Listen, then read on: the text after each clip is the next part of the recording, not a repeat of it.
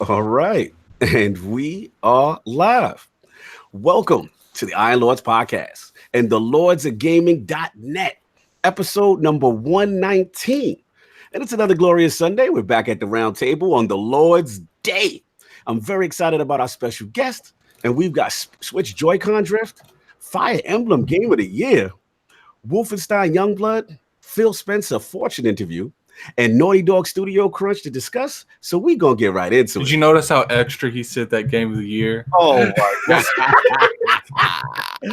Let's get into it. I want to introduce a Lord whose content I came across through fellow friend to the realm, Lord Stealth 40K. Not only is this Lord one of the most passionate Nintendo content creators in the realm, but his infectious humor, heartfelt videos, and high-quality editorials truly stand out in everything he does. Introducing the creator and host of the Nintendo Guru YouTube channel, website, and community manager for Atui Games LLC. Formerly known to the realm as the Geek Guru, this Lord has ascended to the Guru of Nintendo and always keeps it real with a "if Grandpa Nintendo is acting up." Live from Jersey and making his debut into the realm of the Lords, my man, Lord Bobby, aka the Nintendo Guru. How you doing, sir? Dude, okay, listen. I know you guys watched WWE back in the day. Right? And you know The Rock, right? The Rock, when he would come out, you're like, I got goosebumps, right? Yeah. The election. Dude, I got goosebumps right now from that introduction. Yes. I've never in my life. I'm getting ready to walk out the door. I think there's somebody else walking in here. My God. Thank you so much, man. Guys, man, it is an honor. Seriously. Cognito reached out to me a few weeks ago and was like, hey, can we do something? I was like, yeah, we can do something. And then like 6 months later, he's like, hey, we're ready for you now. It got a little crazy. I'm just teasing. No, man, seriously, thank you for the invite, man. I appreciate it. Much love, man. Huge fan of what you do, man. You are Lord in your realm, so it's only right we show you the proper respect here at the round table. Thank you. Big fan, man. We're going to have some fun today. We got the Guru in the building. We got the Meebos. You know me and him in the same space. I'm waiting for you to invite me up. I'm coming up. We're gonna just play with Amiibo all day. Hey, listen, that video will not get out. All right, okay, that's fine. Weirdo. With Amiibo's video out, you want that? What happens in New York stays in New York. Exactly. Okay. And you already know we have the four horsemen of gaming, those original lords at the round, here at the round table. My co-host with the co-most, my brother from another mother, the difficult game conqueror, and the how of the young wolf. My man, Lord Addict, how you doing, sir? Doing pretty good. I want to point out that I was 30 minutes early. None of this king going on this rampage. It's just recently Addict's been on time. Whoa. I didn't say anything about you. King has been defending me. That would be me that was ripping you new one. I need you both to calm yourself. I do need an apology from your side of the early table. Thank you. The early table. Yeah, you gonna be all early. You want to have your breakfast and all early in the face? No. I'm getting my extra 20 minutes of sleep. I'm so sorry. Oh, y'all gonna hate when football season returns. Boy, Jesus. Oh, it's coming. Here's the question. You say you were here early, but you got no cam. We don't know. You could have just turned it on and walked away. And you weren't here. All that matters is he was playing Fire Emblem. He was there playing Fire Emblem. Okay. All that matters is I was here. I checked in, right? I punched my clock. There it is. Boom. Do it exactly how I do work. Check in and leave. Oh man! Wow. So, Addict, are you alive this week, or are you out of danger? I feel a lot better now. Yeah, we missed you, man. Well, the realm was concerned, man. Are you feeling a little better? Yeah, I saw you guys were letting King go off last week. No one checked him about anything. Look, I'm disappointed in you guys. See, I would have been there right with them, but I was about to say, I thought we was in lockstep with that. We might not be this week, but we will be next week. We'll be there with the Switch Game 8 next week. So, I can't be there this week. Yeah, you're on the side of good. I've heard I wouldn't say the Switch a lot due to a certain game. Mm-hmm. Oh, you know he blazing. That's it's a topic. I'm not talking about it. We're gonna say that. And of course, we have our most technical gaming lord, the solo gamer who lives for the single player selfish experience, and also the Sostradamus, Mr. Offline Profile Illuminati and Lord Patreon of the Iron Bank, my man, Lord Sovereign. How you doing, sir? I'm all right. It's one of those days when you're just pulling yourself out from under the table. You know, it was a struggle to get out. Yeah, this week was crazy, man. Like I expected to be off a good part of the week, and that didn't happen. And then, you know, occupational hazard. I got a little bit injured, and I have a scratched cornea, so I'm looking like Big Boss right now. You know, you got that Band-Aid on that eye. What he not saying is he was on that switch. Someone beeped the horn at him. Poke my JoyCon drifted into his eye. It drifted right into my eye. I expect a class action lawsuit from you. Yeah, for sure. I signed up already. That's for sure. What's been going on, besides physical ailments? Yeah, I'm a little bit just yesterday and a little bit this morning. Some of that Wolfenstein Youngblood.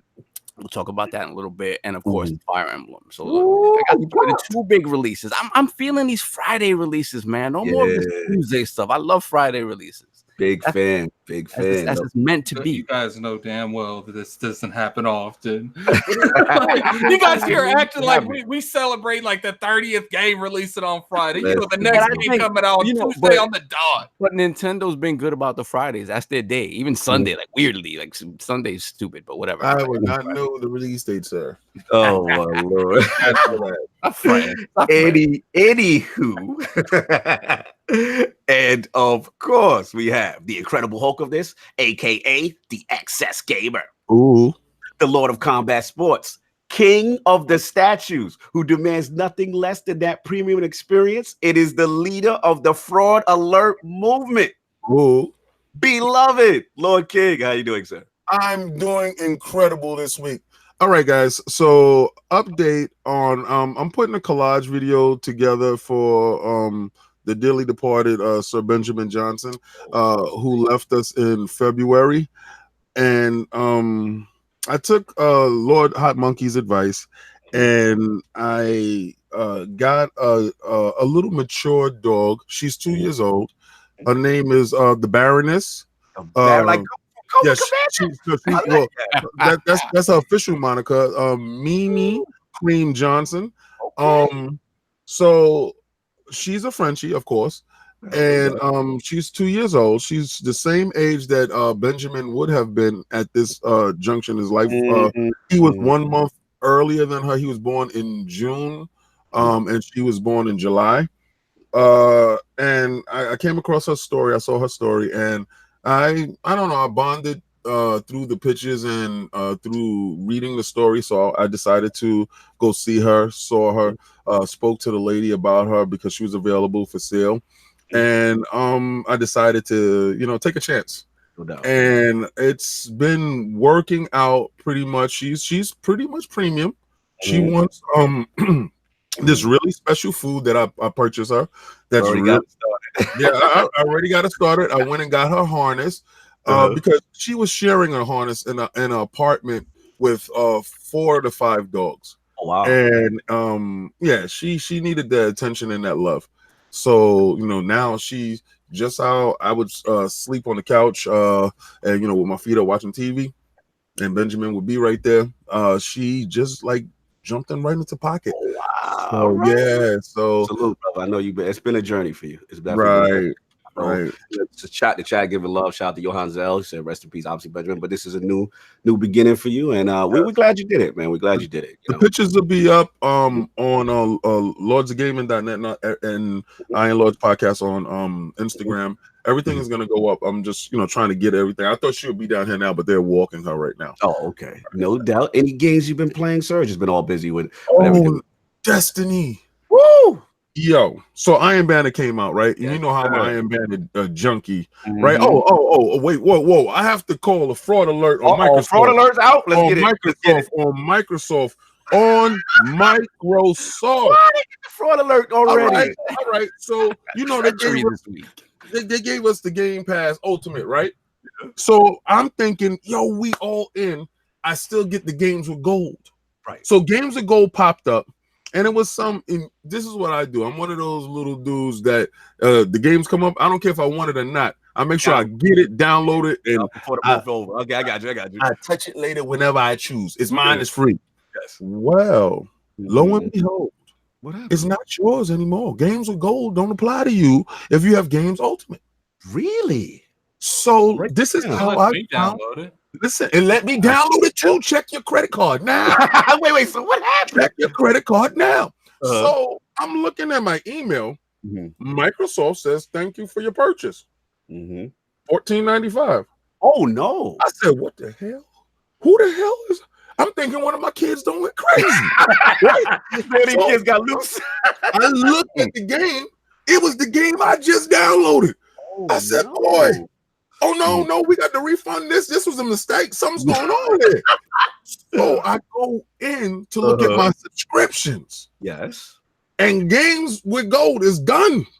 But wait a minute, is it? Hold on, it's soft. All rolled into one. It's all rolled into one. Yeah, I have no problem. I think you might have accidentally clicked the button to pay for it rather than just download it. Gold is rolled into Ultimate. I'm gonna tell you something right now. I did the same thing I normally do. Now I am afraid. I feel like if you did the same thing you normally do, we wouldn't have this conversation. But no, this is what I'm trying to tell you. I had a shock in my email, and the shock in my email was $14.95 that I choose not to pay for this game. Like I don't even think this game is $14.95. I can go over to Switch game store and purchase a better game for $14.95. What game was it again? What game was it? I have no idea, really, to be honest with you. Like I told you before, it was the worst. Whatever that worst game is, the worst game for the game. Because you know, right now they have actually defecated on all Games of Gold. Yeah, because Game Pass quality is much better. Right. All the good stuff go to Game Pass. You Games with Gold dudes get butt kissed. You get the wax. Now it's like I think this month is like Meet the Robinsons or something else. Yes. Yeah. So I was highly upset. I think maybe it's a possibility.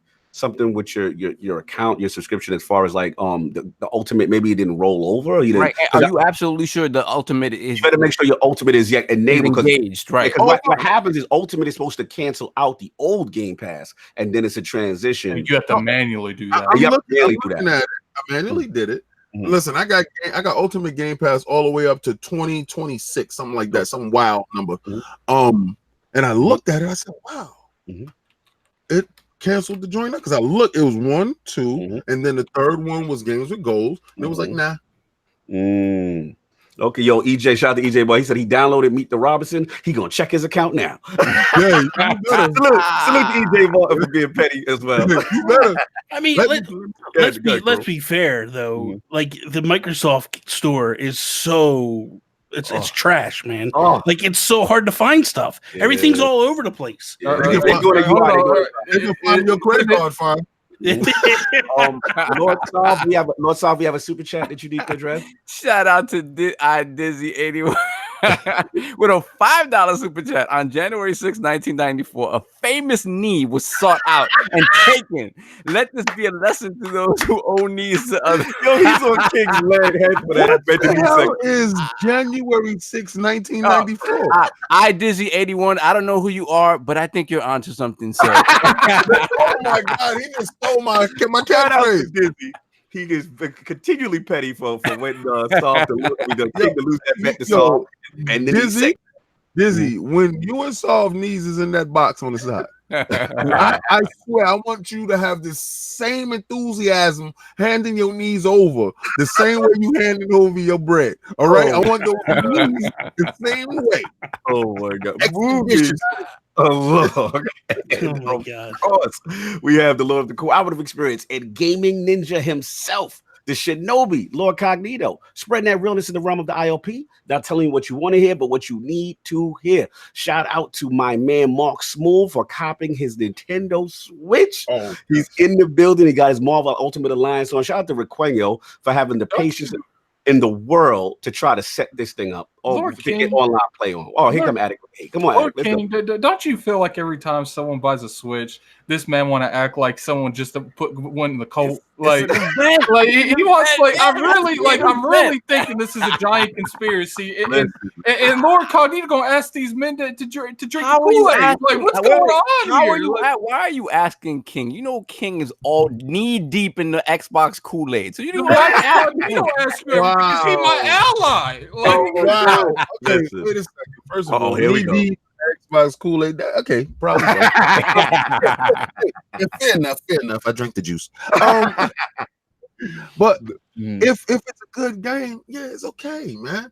But don't sit here and act like, you know, when somebody buys a Switch, they get a red bandana. They have to run through the streets. Everybody get a cake. We see me and Bobby got our red on. Listen. All the haters thought that the Switch was done before it launched, and now it's killing. What do you want? Let's go. Listen, These are all the people that were going, Nintendo's going to be third party. They're no longer going to be making games. They're going to be making games for Microsoft and for Sony. And now what? Now it looks like Xbox is making games for Nintendo. Yeah, That's all I know. Guru on God. When I touched the Switch, I had it in my hand. I knew exactly what it was going to do. Yeah, you know, I knew it was going to be as big as it's going to be. Yeah. But that standstill switch that's in the box, that's DOS. That's not a Switch Lite. That's not a Switch Mini. That's a standstill, brother. It don't do nothing else. Play game. No doubt, man. But nah, it's one of those things, you know, like I said, Lord Mark Smooth, you know what I'm saying? We used to play Ultimate Alliance back, and that's actually one of the first games that got him into gaming. You know what I'm saying? So being him cooperative. So when, you know, it's been over 10 years or whatever it is, and the franchise has been gone. So we got a chance to set it up and get it going. But I must admit, getting the online set up with Nintendo's infrastructure, we just gave up and used Xbox Live. We just gave up. We're just like, we're going to use Xbox Live to talk. You know what I'm saying? We're going to be in a try to from the start. Well, yeah, no, we don't even get it. Shout out to Requeno for acting. Oh, wait a second. We not just gonna gloss over that. We just not gonna look at that and just walk around.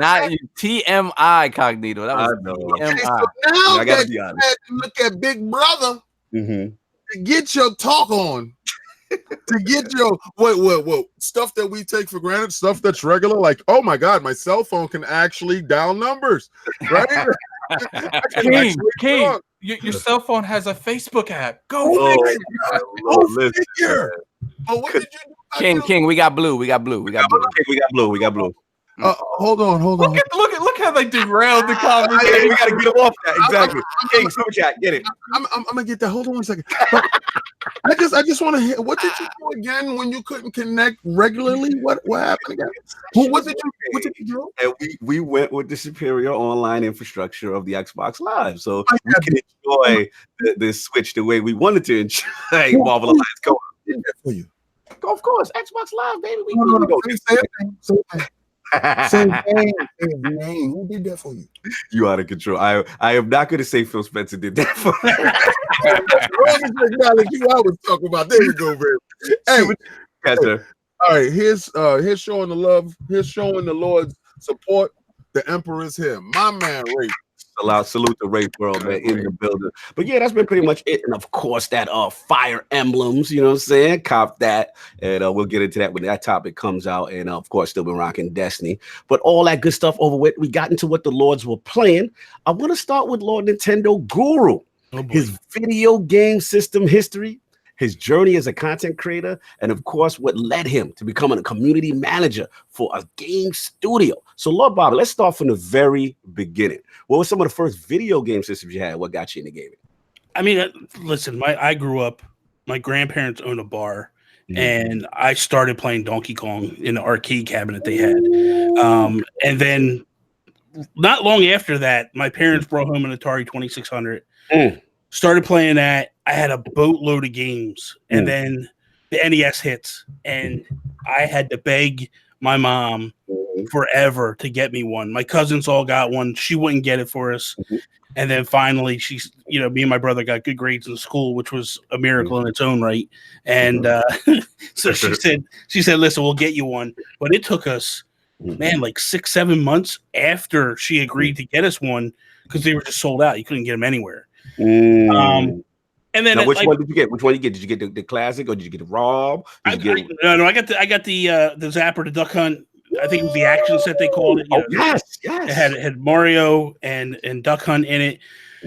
Rob wasn't really because when we went to the store, I convinced my little brother to get Mike Tyson's Punch Out, and I got Zelda. We went home that day, and I felt like I had the holy grail of of greatness, because I don't care. Like, to me, I'm sitting here right now with a coaster on my thing, Mike Tyson's Punch Out. Like, this is, to me, the best game in video game history. To me, that's that. I mean, you guys all grew up. You know the aura of Mike Tyson, and everybody wanted to beat Tyson back then, and to just get to him, was one thing. Yes. Until somebody found out the code. The code, 007373593. I got it right here. I can't remember my mom's birthday, but I remember that. You know what I mean? Hold on, one quick second. Shout out to the Brat Basement Radio Arcade, $2. Bad love to the ILP. Have a great show, guys. Thank you so much, sir. Continue. I want to hear more Punch Out talk. You're taking me back, man. I mean, so for me, I literally treated it like I was training to fight Mike Tyson. Right, so legit, it took me, I would say I went a heavy 9 months. Every single day, I come home from school and I go in, I keep putting the code in, playing, losing. Finally, I beat him, right? And I knock him out, or I'm sorry, I didn't knock him out. I beat him by decision, and I'm losing my mind. And I turn around and I'm like, there's nobody here to see that I did it. I'm like, and we don't have like cell phones I can take a picture of the screen, or like to take a picture of a CRT TV back in the day. Like, you had to have the lights dim and the camera. Like, I'm screwed, right? So I grab I get up, I run out the door, I run down the street to my cousin's house, right? I'm running down the street, knock on the door. My aunt answers the door. I'm like, you gotta let me in. I just beat Mike Tyson. And she's like, what? And I'm like, just let me in the door. Let me in the door, right? So my cousins and my brother, they're all in the back room. They're playing. I come in, I go, guys, just beat Mike Tyson. Just beat Mike Tyson. Woo! And they're like, no, you didn't. No, you didn't. I'm like, I swear to God, I beat him. They're like, do it now. Okay? So I start going, right? And I'm struggling, lose the first one, lose the second one. Then I get into a rhythm, and I beat him. But I beat him by decision, right? Now I'm a heavy. My family grew up around boxing. My grandfather, my grandfather used to spar in the Bronx when he was younger. He sparred in Fort Apache. He sparred. I don't know what gym it was. I know that he Jake LaMotta used to always try to spar with him, and he said he wouldn't do it. He refused to spar with Jake LaMotta. My uncle used to spar at Rocky Marciano. Wow. They both were Golden Gloves boxers in the Marines, and so when they came out, they kind of went to the gyms. They didn't really do. I mean, they didn't do much back then. So my uncle comes walking in the room right after everybody's flipping out because I just beat Tyson. And my uncle looks at the screen and he's like, "But you did not come out. You beat him, but thank you. No, no. In your face and said, but you did knock him out." He's like, you can't beat the champion by decision. You got to knock him out. And I'm like, I just got goosebumps. Yeah, I go restart the game.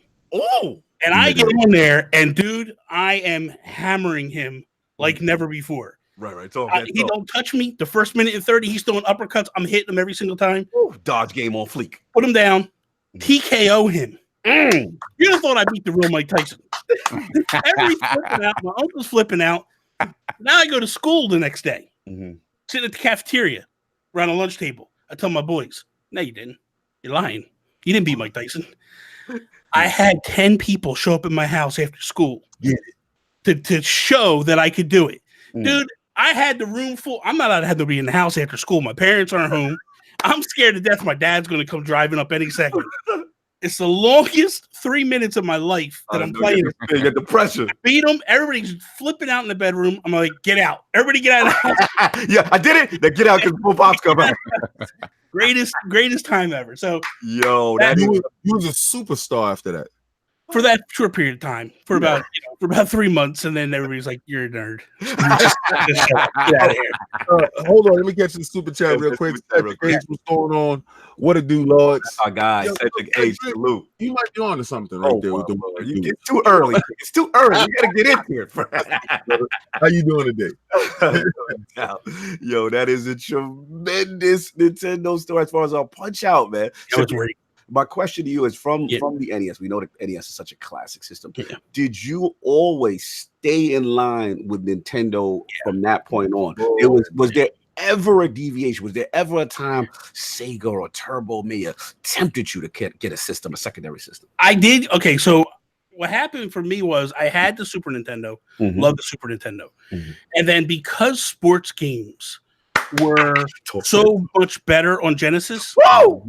I bought a Genesis because I wanted to play. I wanted to play Madden better. I wanted to play Joe Montana football, the NHL games. Oh, which NHL? Okay, I got to get at you. Which one? With 93, 94, the one with the blood, the one with the name. Which one? I don't know which one it was. I couldn't tell you. It's a classic debate, man. Because for me, back in those days, like Bulls versus Lakers, Bulls versus Trailblazers, those were the games. Bro, Lakers versus Celtics. No, come on, no. Bro, with the cardboard box. Michael Jordan coming down the middle from the classic or the pump and then through the. No, come on. Nothing was better than that. All agree at that point in time, anything that EA put out was legit. Was amazing. Anything they put out was legit. Amazing. And then of course, it's sports talk football, sports talk baseball. Yeah. They were way ahead. So for me, at least for me, Sega was excelling in the sports, but as far as like Sonic and all that other trash, I didn't care about that. Wow. Listen, don't get mad. Don't get mad because it's a bad game. I looked up at Sonic right there and I said, "That's the dude that gave you a run for your money." That's no. Yeah. Here's a tale. Here's a tale of Sonic. When you play Super Mario Brothers, the first one, Miyamoto sets it up to teach you how to play that game throughout the whole thing. So you jump in Sonic. And you're going, I got to go fast. I got to run 100 miles an hour. And you zip through World 1-1 or whatever you want to call that nonsense that they do. Oh, my God. And then what happens? You're thinking the rest of the game, you got to fly 100 miles an hour. Hold up. I got to stop talking. You got a crazy super chat. Oh, yeah. Oh, Sonaldo P. You guys are amazing. Keep up the good work. Welcome, Nintendo Guru. Switch Love, Cog, Addict, King, and Saul.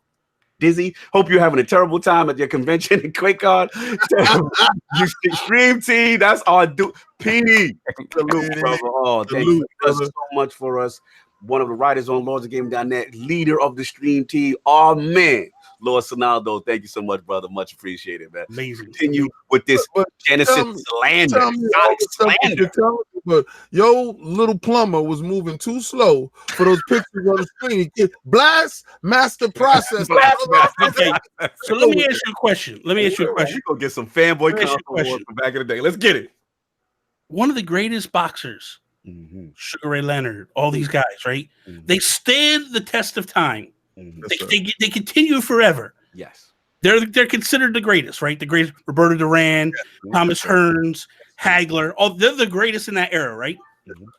But yet you have nobody else coming up that does anything. So when you have Mario, which is the greatest of all time, and is still going today, I don't know, man. Like, when's the last good Sonic game? I'm not gonna lie. I'm gonna tell you this, right? I'm gonna tell you, Nintendo as a company did a lot of smart moves, but what was more impactful, what left a serious impression on you, was when Genesis hit their peak, when Sega hit their peak. When they hit their peak with that Dreamcast, when they hit their peak, because that was the best console I think to date made, period. Like as a whole, from the launch to what they gave you when you opened it up, it was the greatest console I've ever opened up, period.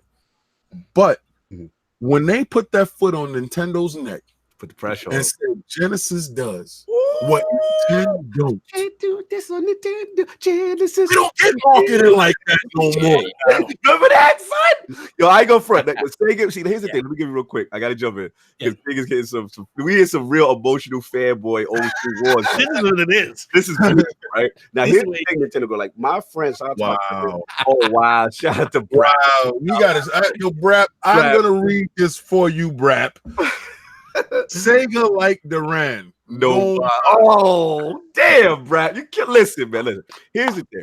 When the NES came out, I like I said, I was an arcade guy. And I got the the Sega Master System because I was more in tune with the Sega Classics in the arcade. But when the Nintendo came, I cannot front. When you guys had that Mike Tyson punch out, the jealousy in me that I didn't own that, right? So when now the 16-bit era starts, and Genesis comes out with that aggressive marketing. You got the Blastmaster part, all this great. That was our time to talk. Altered Beast rise from your grave. We had the Sega games. We had the blood in the mortar. So that was our moment to finally get back at you guys. But it didn't take long. But I feel like, honestly, this is the God's honest truth. I feel like that was probably the greatest time of gaming because you did have that aggressiveness. Yes. Like now you have all three companies working together. And don't get me wrong, I get we're in a new era and all that stuff, but I always enjoyed that like back and forth, that argument that, you know, when you sit around the lunch table and you're arguing with your boys, like what's the best and what's not. And like, so for me, it's always been this, and I love it. Like I like even the back and forth with King. I love it because I'm like, man, I feel like I'm 15 years old again. See how our conversations is a little bit different, right? Yeah. Now it's turned to toxicity. Yeah. Right? Yes. Okay, he said that he had a Nintendo and, you know, he got his games or whatever, and he brought a Genesis because the sports games, right? Yeah.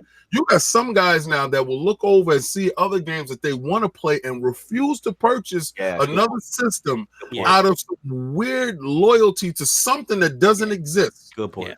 Right? And we can have these conversations because if I couldn't afford a system and he had a Genesis and I had a Nintendo, he was coming over my house. One of the greatest stories we've always told on ILP is, like I said, during my Genesis heyday, and I'm feeling myself.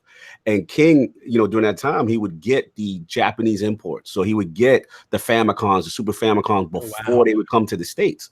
So he's like, Cog, you got to come over.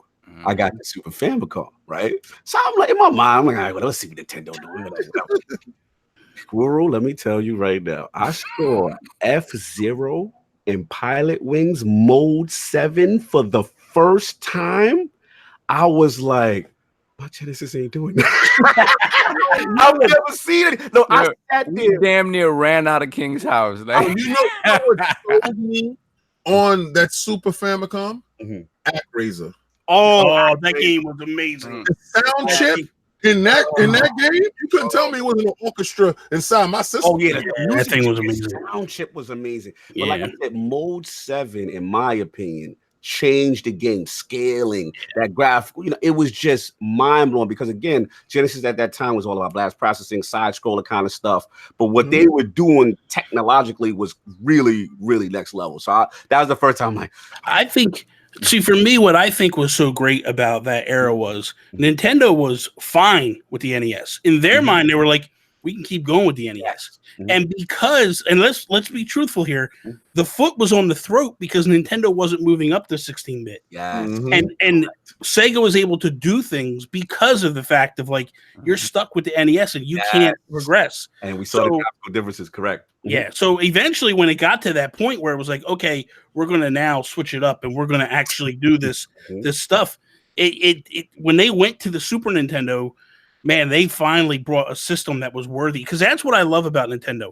That Nintendo wasn't afraid of the arms race. This Nintendo won't get involved. They'll just basically, you know, they'll do what they can do. And don't get me wrong, I love the Switch. I love what it does. But man, it would be nice to see them just once go. Let's go. Let's ramp it up and let's show you what teraflops can really do. You know what I mean? Because that's the thing. Like what they're capable of, what they're able to do with a little console like that. Reach. Could you imagine Breath of the Wild in 4K? Oh, bro. Like, dude, they would kill it. And that's the thing. Like, they are able to, because they come from the era of the past, they are, you tell me how Smash is only like 15 gig.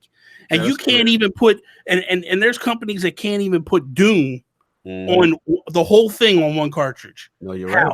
It's because they are the kings of compression, man. Yes. They know exactly what they're doing. They do. So, and that's because of the NES and the Super Nintendo. They had to. Yeah, it forced them into learning different techniques that other companies weren't able to. And they even we gotta even address, like, before the CD era, they were kind of resistant all the way, for a while. I mean, they pretty much did, you know what I'm saying? And they were able to still survive, they were able to succeed and stuff like that. So so pretty much you stayed course all the way through. I stayed course. I did get a PlayStation. The only thing that made me get a PlayStation was Final Fantasy VII. There you go. Because I was loving Final Fantasy on the Super Nintendo, and then when it broke my heart, man. It was like mom and dad got a divorce. Yeah, and Square went to Sony, and I was like, "This is not happening, man." And it did, and it happened. And I broke down and I bought the PlayStation. I remember filling out a card. They had these cards inserts asking you why you bought the console.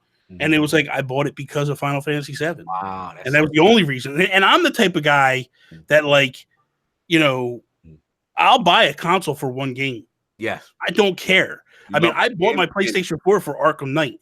Like, I was like, I gotta have Arkham Knight. Like, I love Batman. I gotta have Arkham Knight. Absolutely. So, I mean, that for me, that's the things that get me hyped up. Like, there are games, like I bought my PlayStation 3, for Last of Us. Like, that's the end of the console. But you know what? Right. And then I went back and bought a whole lot of other stuff and started playing a bunch of other stuff because I was done. Like, I kind of gave up on gaming a little bit. Like, right around the beginning of the PS3 and the GameCube, the end of the GameCube era, I was like, I'm done. I'm not going to mess with this stuff no more. Kind of be an adult, kind of grow up and be, a respectable person, get a job, have kids and all that. And then I was like, nah, man, So what got you back? I'm curious. What was the game when you made that decision, a life decision? What got you all the way back in? The craziest it sounds, the Wii, dude.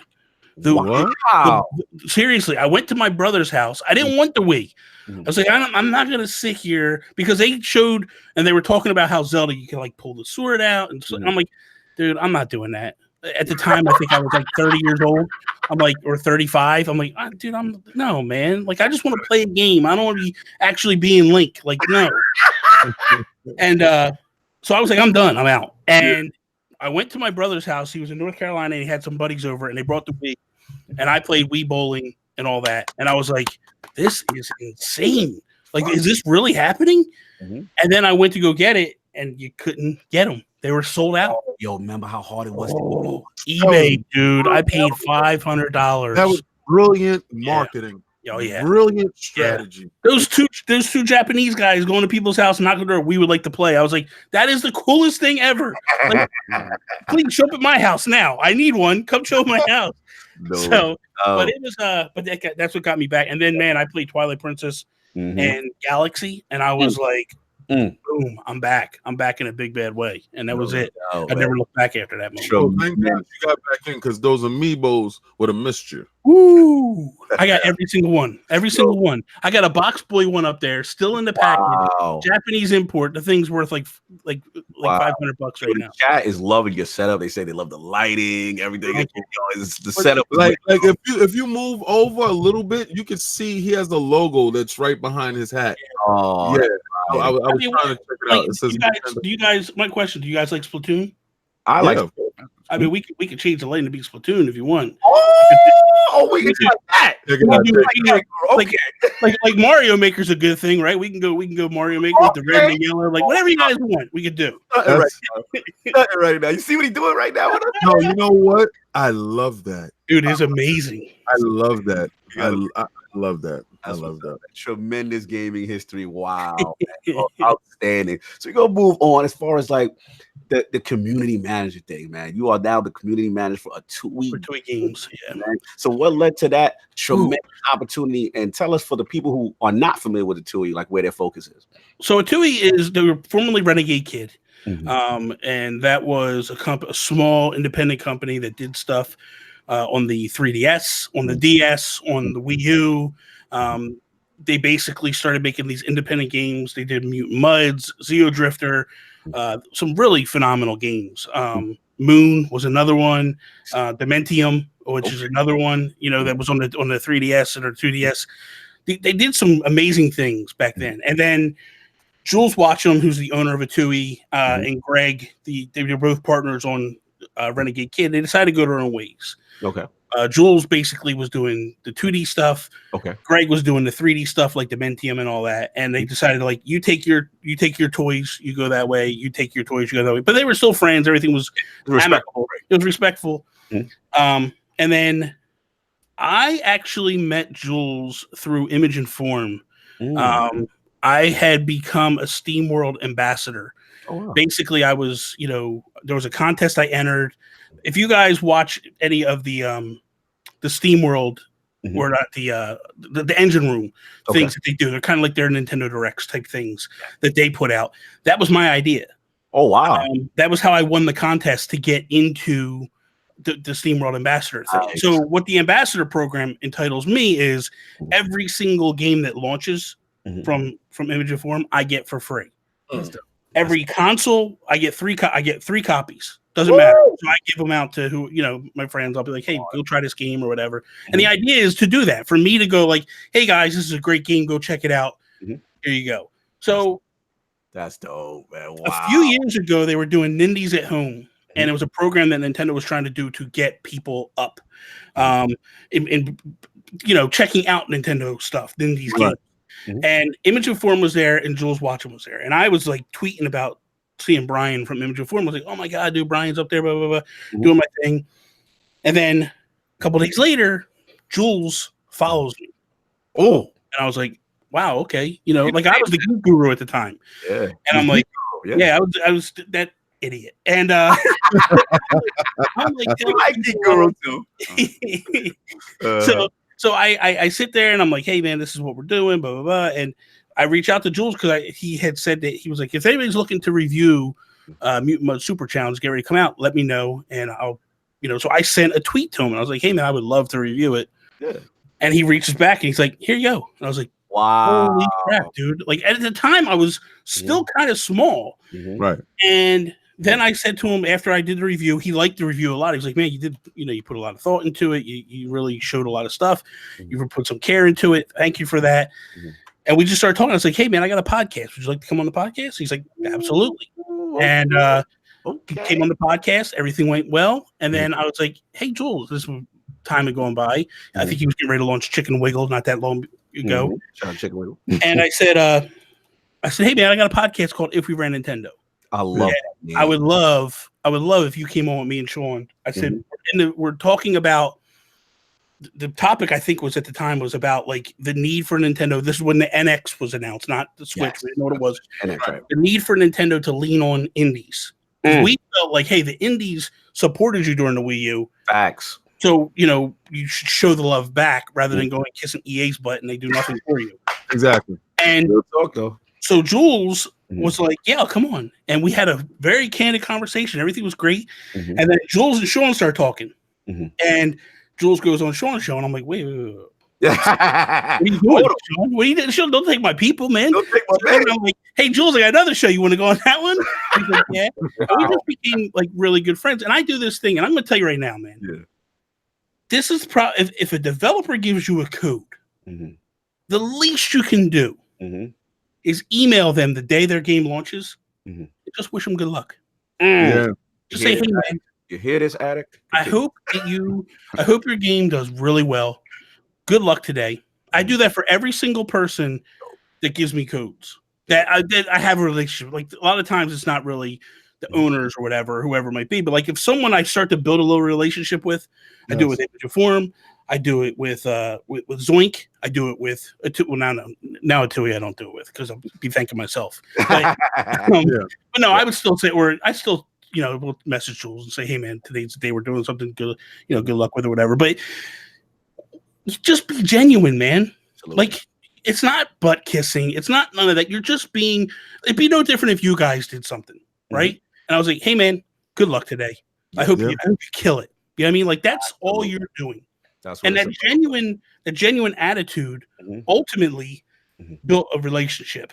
You guys want to hit? You guys want to hit the super shout chat out over here? to One Bad Mother with the $5 super chat. I love that name. No, I love the name. This show always sparks the best old school gaming memories. Thanks for keeping gaming positive and fun. Yo, my brother, that meant so much. Thank you. One Bad Mother, man, really meant a lot. That's what we're trying to do. That's the mission of the Lord. Continue, Lord Nintendo Girl. So my thing was like, hey man, I got this great relationship building with these guys, and then Jules came to me, or I went to Jules. We had a discussion one day because we used to just get on calls. He would call me up and go, hey man, I got this new thing coming out.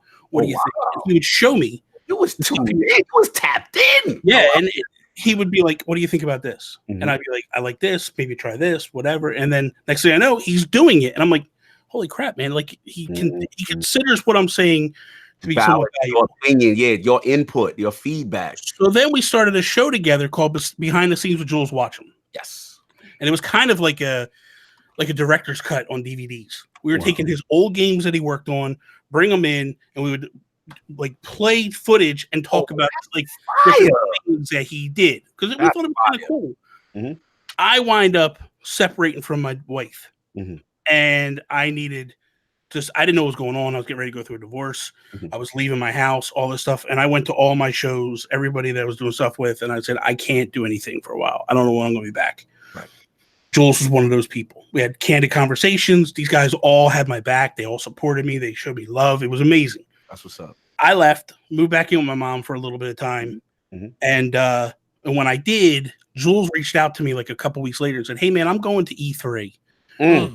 Would you like, I got a suite, 2 queen size beds. Would you be willing to come with me? He's like, you pay your way, you get out there, no problem. I'm like, I'm there, man. I'm there. That's what's up. So I went out. We had a great time. Nice. You know, like it was unbelievable. That was your first E3? First E3, 15-year-old me.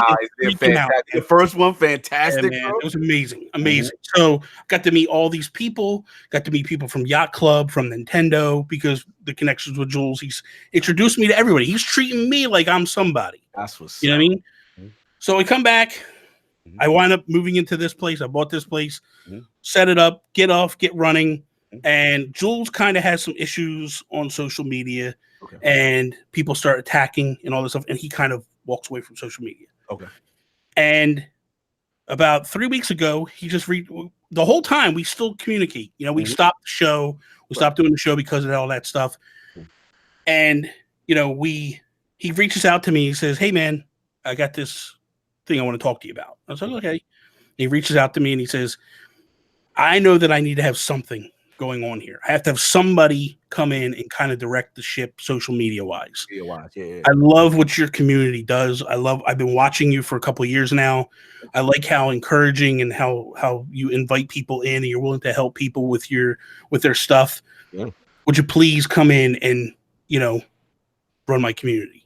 And I was like, dude, yes, no problem. Yes. Let's get it. And I was like humbled beyond belief because as a little kid, I mean, I think we can all relate to this at some level. Absolutely. Whatever your dream is, you sit at the kitchen table with your buddies and you just talk about like, man, I would love to do this one day. And I went from wanting to meet someone that makes video games to someone that wanted to go to E3 to someone that wanted to do something working with video games. And I was able to do all that within the past few years, not because of anything other than the community that was built. Bro, inspiring, brother. The people that are here right now, like right here in the chat right now, this is your community. Yes. You guys are nothing without them. Absolutely. These people here that are throwing up super chats and just here, you got 41 likes on this stream, right? That is, they don't realize you are helping these guys grow. And that's what it ultimately boils down to. Facts. It boils down to what you get what you give. If you show kindness, you know, we live in a world where it is so easy to jump on Twitter and just harass people all day long. Preach it, brother. And what does it get you? Nothing. Nothing at all. Take 1 minute and you show a little love. And it changes people's life, man. I'm sure you guys know about the brother from New York, Etika, who recently took his life. Yeah. That moment changed my life in terms of what I do around here. Mm-hmm. Every day, or at least 4 times a week, I will stop and I will tweet to some content creator and say, "You're doing good work." I'm so glad you said that. That is so important in our community. It is. You have no idea, because again, there's content creators that are so passionate, and sometimes you'd be surprised if a larger content creator or even anyone on the same side just acknowledges them, just says, "Yo, you know what? That video you did, amazing, was outstanding." That is so important, because so many people need that. They're on the cusp, right? Yeah. They don't know, and it's like, I'm so glad you said that. But go Guru, you about to be my motivational speaker. Right? He is the guru. He is the guru. It's the guru right here. The thing is this, right? And this is what I think people from the outside don't recognize. You guys want to hit the super chat yet again? I love Guru on the chat. He's a Philly Eagle. Love the show, love the environment, love this community, love the Iron Lords. Salute, brothers. Yes, Philly Eagle. Yes. Salute, the one thing I can say is I don't like the Philly Eagles. Like we're going back off that. We're going back. You Philly. I'm only 20 minutes from Philly. Trust me. I got reasoning for this. I got family from Philly. I don't even talk to them. I don't like them. But the truth of the matter is the people that are in chat right now, you don't realize that, like, we all eat, sleep, drink this, the community, the content creating. If I'm sitting here and I'm like this is all I see is the microphone. This is all I can see. I don't see what's going on around me. I think people like what I'm doing, but I don't know, because I'm so close to the content. I can't see beyond. So you get that one stupid tweet, and it's not really stupid. I'm just saying, you get one tweet and it's like, "Hey man, I loved what you're doing. Thank you for what you're doing." Dude, it changes your day. It changes your day, bro. You guys could get, let's be honest. You guys could get 60 super chats today. And that's amazing. And that means the world. But man, you get that one tweet that says, "Hey man, I liked what you did on this one video." Man, it changes your whole day. Cog, to jump on that point, Cog showed me a DM someone sent him. I think it was like a week and a half ago, Cog. Yep. And it was so touching. Yeah, we got powerful ones, man. Yeah, and he didn't want to put it out there on Twitter or whatever, but he hit Cog and he's like, "I hope it reaches King." And I read it and I had a reflection moment. That, because a lot of that, y'all see the statues and stuff that I put up, and Cog is like, because he gets highly upset when it doesn't do the numbers that he thinks that it's supposed to do. I know how hard my brother worked, man. You know what I'm saying? And I know sometimes I sit there 5-6 hours working on a video until I get it right, until I get the sound or whatever I'm looking for, or whatever feel that I'm trying to get to. But when I look at it and I see the likes and I see comments at the bottom, because I try to answer every last comment. Absolutely. When I see that and somebody says, "Yo, I didn't know Sabretooth was this or this was that. You taught me something that I didn't know." I'm so pleased with that. I'm so happy with that. And it's a good feeling to know that somebody appreciates whatever hard work you do. I don't care if it translates to a million views or whatever. It's just that one person that looked at it was like, "Oh my God, Sabretooth is my favorite character." And like, "Oh wow, where can I get this from? I'll help you. I can tell you where you can go and all that other stuff." So it's a real good feeling to know that your passion is coming across to somebody on the other side. Absolutely. Shout out to Dax with the follow super chat. ILP crew, much love. Thank you for the enjoyment every Sunday. Again, thank you so much, brother. Really, really means a lot. Man, Nintendo Guru, you guys got me tearing up in here, man. This is, but it's real, man. And I'm so glad you said it. You know what I mean? Because it's important. I just want to touch briefly 2 more questions and then we'll get moving. Good. You know what I'm saying? But the thing, I'll make them quick. I won't carry on. No. That was important, bro. I'm glad you said what you said. And on a personal note, obviously, I want to talk about that recent video you did. It was very inspiring, and it really hit home for me in reference to gamer health, and specifically you having the courage to put your journey out there to the world. The question I have for you is like, what have you learned from that experience, and then what advice would you give to gamers, like in reference to their health, to physical health? So I think what I learned from it is you don't realize the people you're touching when you actually do it. I put that out there for me, not for other people. And it sounds silly to say that because it's like, well, why did you put it up on YouTube? Right. You know what I mean? But I did it because I wanted to try to hold myself accountable. And I was like, let me put this out there because it'll just kind of resonate. You know what I mean? And the amount of people and the support that came off of that was unbelievable. Like it's crazy. And I just read something in the chat that was saying like YouTube and Twitter will always be, toxic, just block them. But it's like, man, the love that was shown over that was unbelievable. And so I think that like it's just a matter of, it's just a matter of basically, you just got to do what you got to do and have the courage to put it out there and not be afraid what people think. Because ultimately it works on you. And then as far as like for gamers and health and stuff, like, man, you got to put yourself first. Absolutely. Like I said a moment ago, like I learned a lot from the Etika situation. What I learned from that, I actually took a break that weekend. I had been going full bore, nonstop since last August. And literally I was putting up 5 videos a day. So I'm working a full-time 50-hour-a-week job, come home. I would come home at 5 o'clock and I wouldn't stop until midnight. Producing content, podcasts, everything, right? And I just got to the point where I was like, I'm starting to hit a wall. And when I saw what happened with Etika, it spoke to me in terms of like, man, you got to worry about number one first. And you're no good to anybody if you don't worry about yourself. And so I just started to say to myself, like, I need to look at things and do things because if I'm not around, what good's it to anybody? And that's not, and I'm not just talking about community. I'm talking about cut you right there. Lord Attic, please unmute your mic because this is the kind of stuff that I was trying to talk to Attic, my brother. You know what I'm saying? We're not going to put no one's personal business out there. It's just that at the end of the day, you know what I'm saying? Like he was going through some physical stuff. And I was just saying, bro, at the end of the day, we want you around. You know what I'm saying? So if you're good to no one, if you're not alive, you know what I'm saying? And I'm glad you said that is so important. You know what I'm saying? Continue. Wait, let me we got grounded game with my boy. Grounded game with my man Fonzarelli. Lords, you guys are truly a very positive beacon of light in the gaming community.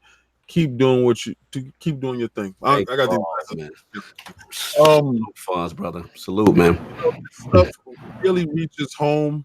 I always hope people can reach out to the next person before you do anything stupid. Reach out. Yes. We had a Lord. Lord lost our brother. And it really.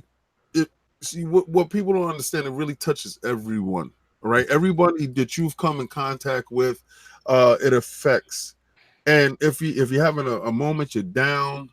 There's always somebody that you can connect to. If you can't connect to somebody, hey, reach out to me. I'm telling you, I'm on. Reach out to me. I'm gonna try to give you a positive day. I'm gonna try to give back to you. But always reach out before you do anything that you can't take back. Thank you. Shout out to Cat Daddy Fast. He said, at this red light, subbing the guru. I don't even play Nintendo, but I gotta support positivity. Now let me dry my eyes out and pulls on. He got me. I'm trying to keep it together. He's saying some powerful things, bro. Like, oh man, you have no idea, man. What a journey, what a story, man. Oh, you're hitting so many homes, and I'm glad you're saying what you're saying. Please, I put his description. I keep putting it in the chat. Please subscribe to the guru. This guy is positive. Like I said, one of my favorites. Found him through stealth, and I was just like, man, I kind of like guru. No disrespect to stealth. At least somebody does. No disrespect. So we're gonna get you out of here as far as the interview portion. As far as we gotta ask this question, and I ask this to every guest here in the realm of the Lords. I need Nintendo Guru's top 5 video games or franchises of all time. Of all time. Simple, man. That's not difficult. Number 1, I already talked about. Mike Tyson Punch Out is my number 1. Number 2 would be the original Kid Icarus. Number 3 is A Link to the Past. Number 4 is Last of Us. Wow. Wow. And number 5 would be Breath of the Wild. Breath of the Wild made it. Yeah, it moved up because, like, for me, Zelda I want games. to take this man's Nintendo card. Oh, Attic woke up. About. What are you talking about? What's the greatest Zelda, Attic? Let me just hear it real quick because Attic complained. It's not Breath of the Wild. I can tell you that. No, I said Link to the Past is in my opinion, the best Zelda game of all time. Mm-hmm. Now, if you try to come to me with some Majora's Mask stuff, we're gonna. No, actually, like, I can't really like say that any of them are bad or any of them are better than the other one, but I can honestly say that Breath of the Wild, it's not one of the worst Zeldas, like, but it's just like as far as like how a Zelda-bound game is built, it's one of the worst. But you know what I tell you, Attic, and I'm going to tell you to your face. All right, Skyward Sword is the best Zelda. Oh, Skyward Sword is straight up trash. Listen. Skyward Sword is the greatest Zelda ever made, and you can't take that away. Let's play Zelda. Come on. You know what? Do the hand motion again. Do the hand motion. How you play? You can do that with. So thank you. Listen, here's the thing, and I'll say this. This is why Breath of the Wild ranks so high for me. Talk to me. Is because this is Nintendo's first true foray into an open world game. Go. Anybody want to play Fallout on launch day? Like how long has Bethesda been putting out, games, open world games, and you got a day one patch that is bigger than the actual game itself? Bang bang. Nintendo puts out a game that's what, 10 gig tops? Yeah. I'll give you that. Like at the end of the day, hold up. The only issue with that entire game is a slowdown that's not for anything other than the stupid Wi-Fi. Yeah. And they do a patch 2 weeks later, and the game runs seamlessly. Yeah. Come on. No doubt. That's NYT Music. Real Talk King got me to buying those statues. Wife over my back looking. Salute Lords, keeping the community balanced. Yo, listen. I hope you're using that option that you can finance on Sideshow. I hope you're using that option because when I found out about that option, things really got lit. Yeah, I can't collect like really expensive stuff like that because I have a habit of messing around with crazy chicks that like to throw things. So I can't be around like. A plate's one thing. They throw this kind of statues King got. First off, I don't even think half the chicks I mess around with can pick that stuff up. They're pretty heavy. But it's somehow she goes Hulk on my ass and she throws it at me. It might kill me. Like you ain't got to worry about that because if I got to do. Look at that saber tooth back there. I might not be able to pick that up. Okay, crazy. She might be the one that gets killed if she throws that around. When I was married, I had a bat cave that I called, and I had I gotta show King. I'll send you a picture, King, on the side Hit me up. of what it used to look like, right? Yeah, and I had life-size bust of the Joker. Life-size. I know which one you had. I know which one you had. You talk about the one with the flower, right? Yes. Okay. Yes. $700 that baby put me back, right? Yes, sir. Yes, my wife one time tells me like, if I ever get mad at you, I'll go down there with a baseball bat. Boy. Right? And I said that will be the last thing you ever do. So you better have fun. You better take it, do it.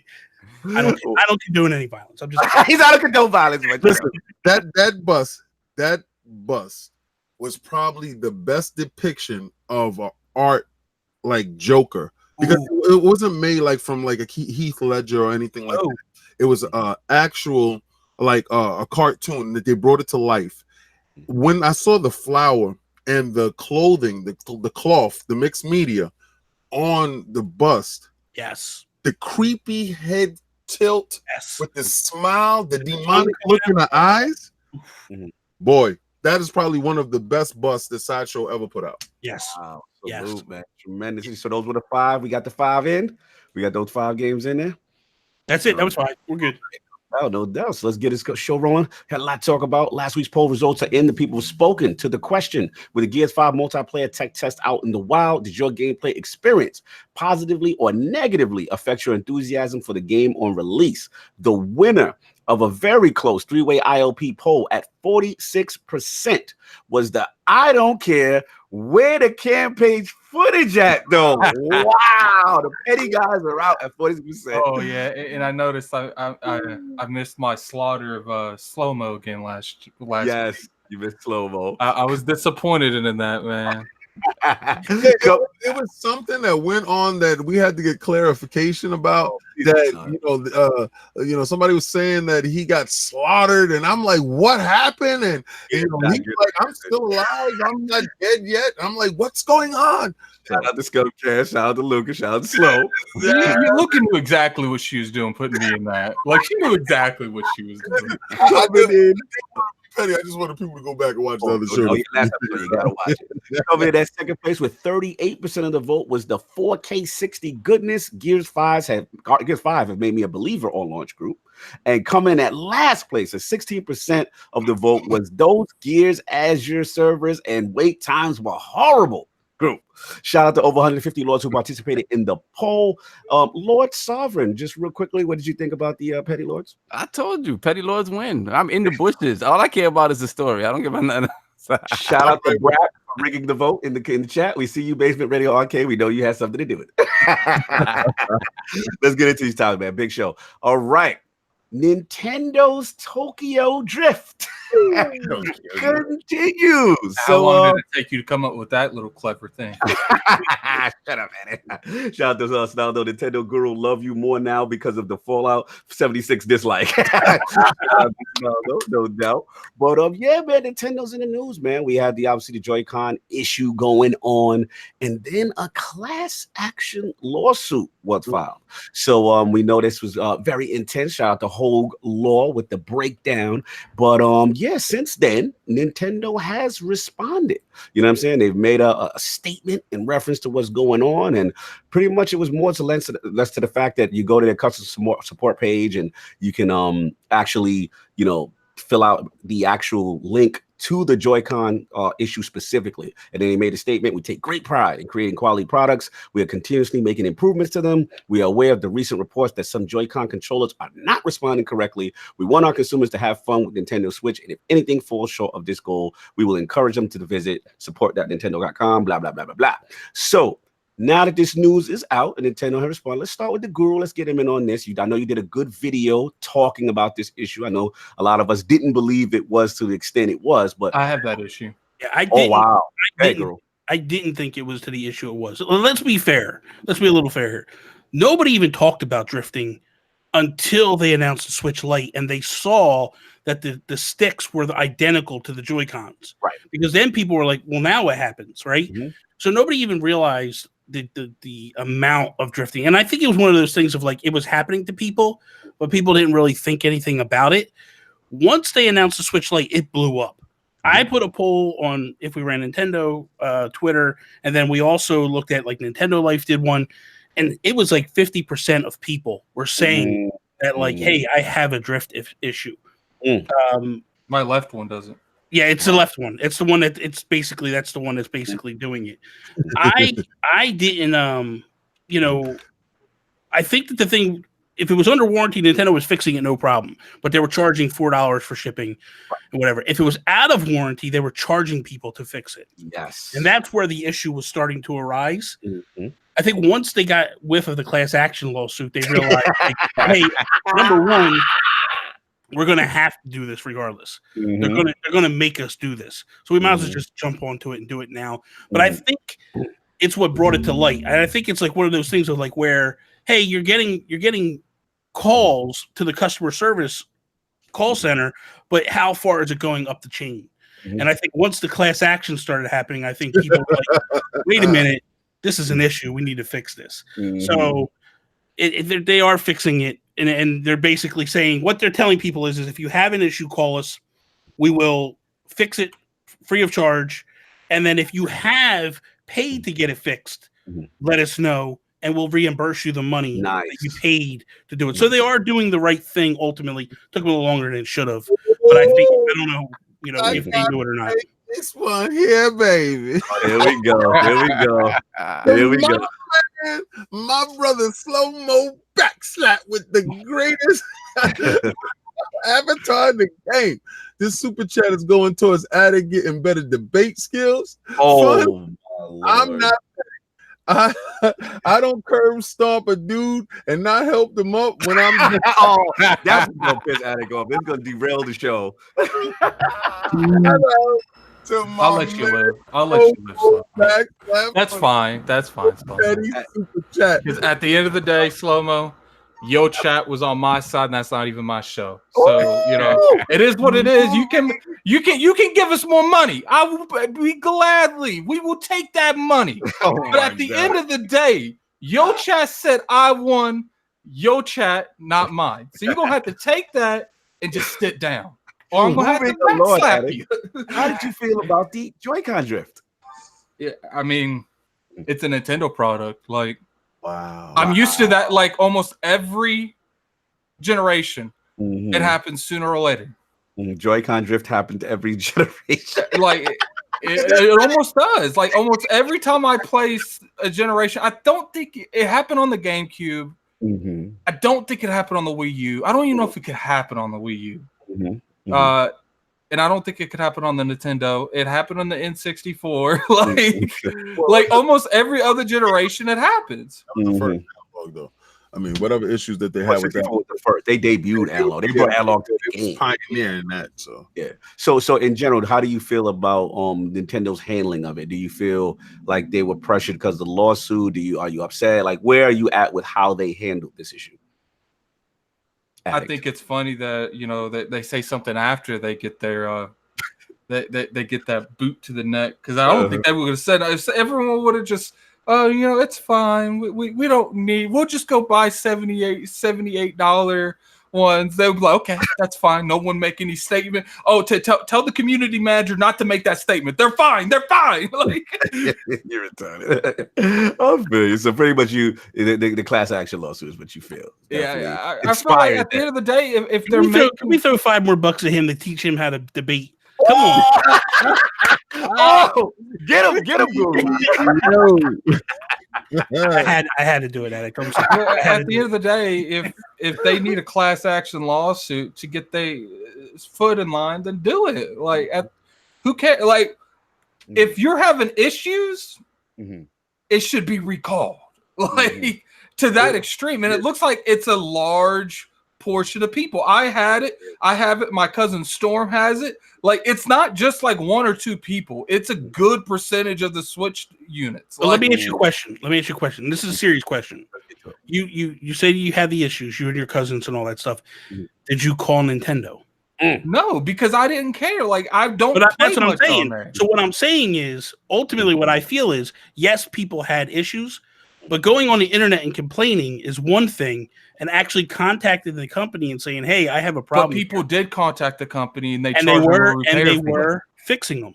They charged them a repair fee. They said in that statement, not under warranty. But they said in that statement that if you were charged a repair fee, you were getting refunded. So they were charging people if it was out of warranty. That's what I said at the beginning. If it was out of warranty, then yes, that's how businesses work. Like, if this mouse pad stops working after 3 years, Apple's not going to fix it.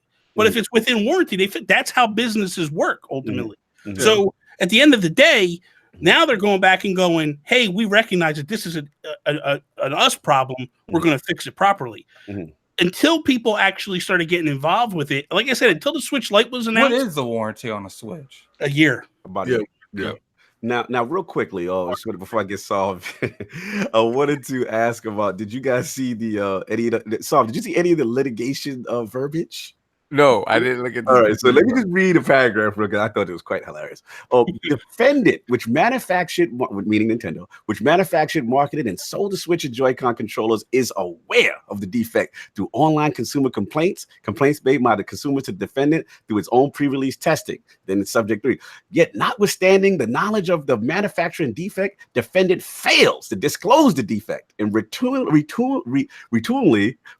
refuses to repair the joysticks without charge when the defect manifests, and never disclose this material defect to consumers. And then the last point, as a result of the defendant's unfair, deceptive, and fraudulent business practices, owners of Switches, including plaintiff, suffer an ascertainable loss of money and are property or value. As a result of the Joy-Con defect and the monetary costs associated with attempting to repair the game consoles, plaintiff and the class have suffered injury, in fact, incurred damages, and otherwise have been harmed by the defendant's conduct. Look, at the end of the day, you were referencing ambulance chasers, or were you referencing like a problem? Look, I was injured. Yeah. At the end of the day, if things aren't brought up on social media, 9 times out of 10, a company ain't taking it seriously. They're just not. Like, you go looking from the Bethesda situation for Fallout 76. If everyone would have just called their customer service and left it there and didn't take it to Twitter, Bethesda wouldn't be in the situation they are now. They would be fine because no one is blasting them on Twitter. That is the one voice people have. If they got a Twitter account, that at Bethesda was enough times 1,000 to get Bethesda's attention. Yeah. Like, a year warranty? That's not a lot. Like, I've had this for a warranty from the store that you purchased it from, in conjunction with the warranty that is. I mean, go to.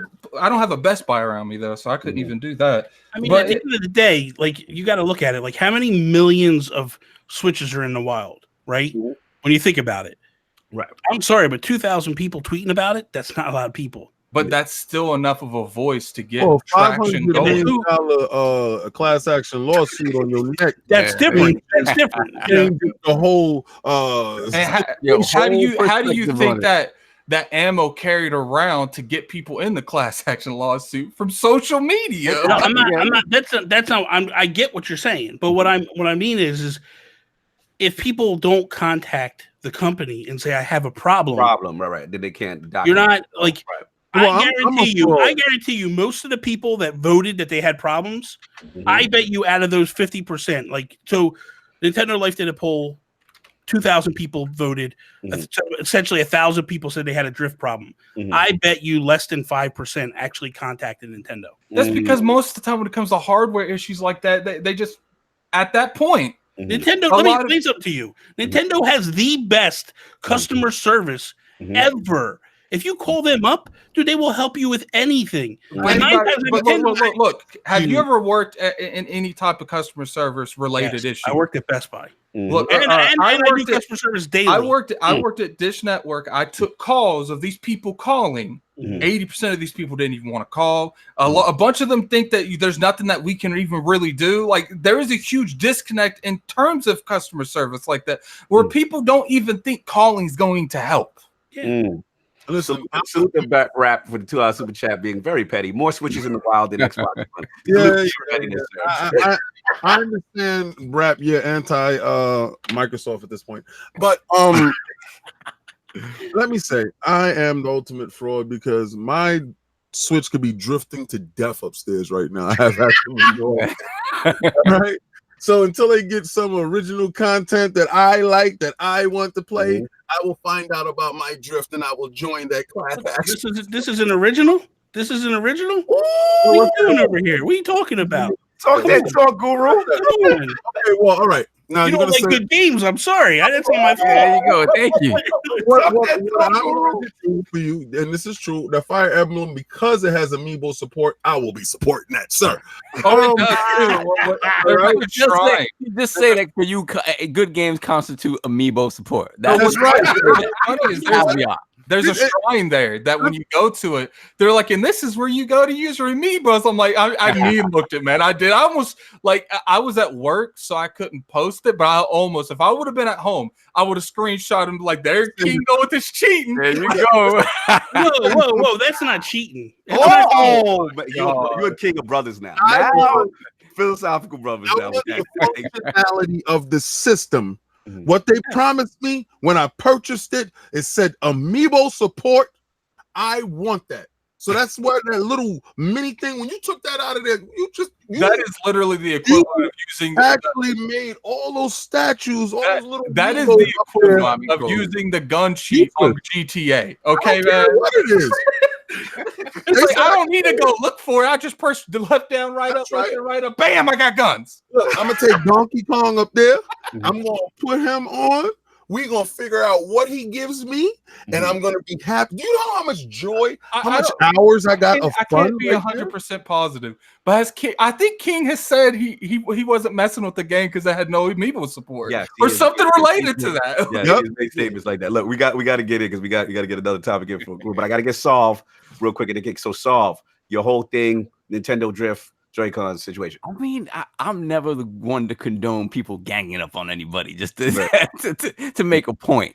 But you know, Nintendo has always been the type of company that, yes, their customer service is fantastic. I rarely ever had a problem with any of their products. Honestly, I never had any drift on my JoyCon. I don't know, but the fact that they're being, as soon as that lawsuit came out, they're like, oh, hold up, we're changing up. Like, I've never seen Nintendo, because Nintendo's the type of company that's going to tell you, like, you're going to take what we give you and you're going to like it. Because sometimes you got to press them. Like, yeah. and the fact that they're being pressed, listen, as a proud Puerto Rican American who saw the mother country recently oust their governor just by like standing there and just like forcibly getting him out, twerking him out of the well, at the end of the day, this isn't going to help here and now. You know, they're going to do their little trade-ins, like, okay, here's your Switch, leave me alone. But what this is going to help is, you know, that Switch 2. Okay, I want you to make sure that don't happen again. I don't feel like dealing with this next gen. Make sure that don't happen again.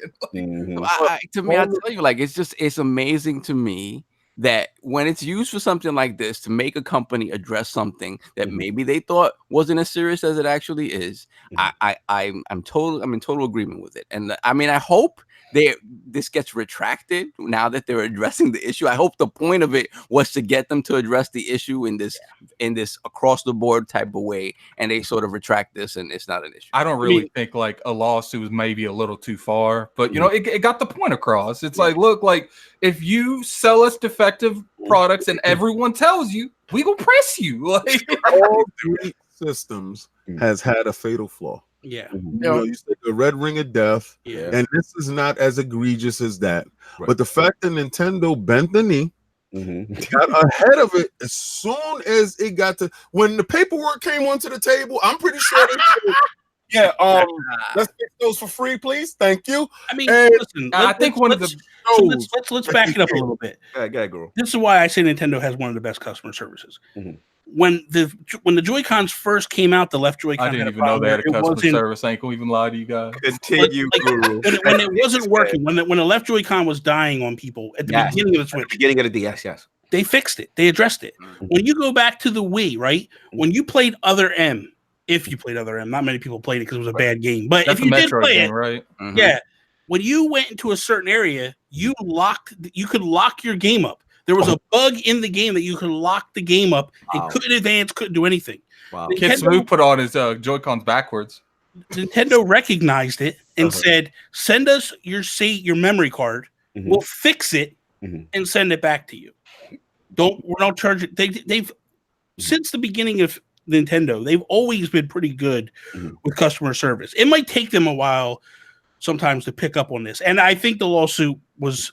I think it was just ambulance chasers, honestly. I think they would have gotten around to this at some point. Right. Probably not as quickly as people wanted them to. But I think, to be fair, like I said at the beginning, until the Switch Lite was announced, I don't think anybody had any idea how big of a problem it was. The Switch Lite got announced, and then all the drifting came up. I think the reason that it got so much attention there is because, like, look, like, first off, these things are not cheap.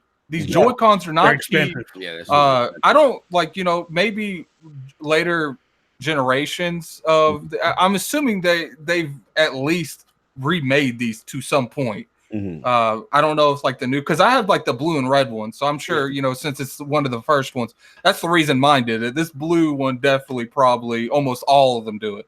But it's just like, I guess where I played so many handhelds and I've had issues with handhelds sooner or later, it was not an issue. And I don't play any like hardcore first person shooters or anything like that on the Switch, so like it's never really an issue. Most of the time I can use I don't even think these are called weird pad, but I can use that and it's equivalent. Like sometimes I have to like press out a little bit because it keeps going up and down on the menu. Right. Like, it's even crazier. I don't even use those stupid little things. I use my controller that I can use that you can't use with the mini. Yeah. Moving along. King, are you good? You're ridiculous. You feel they addressed it how they're supposed to? I'm telling you right now. When the paperwork hit the table,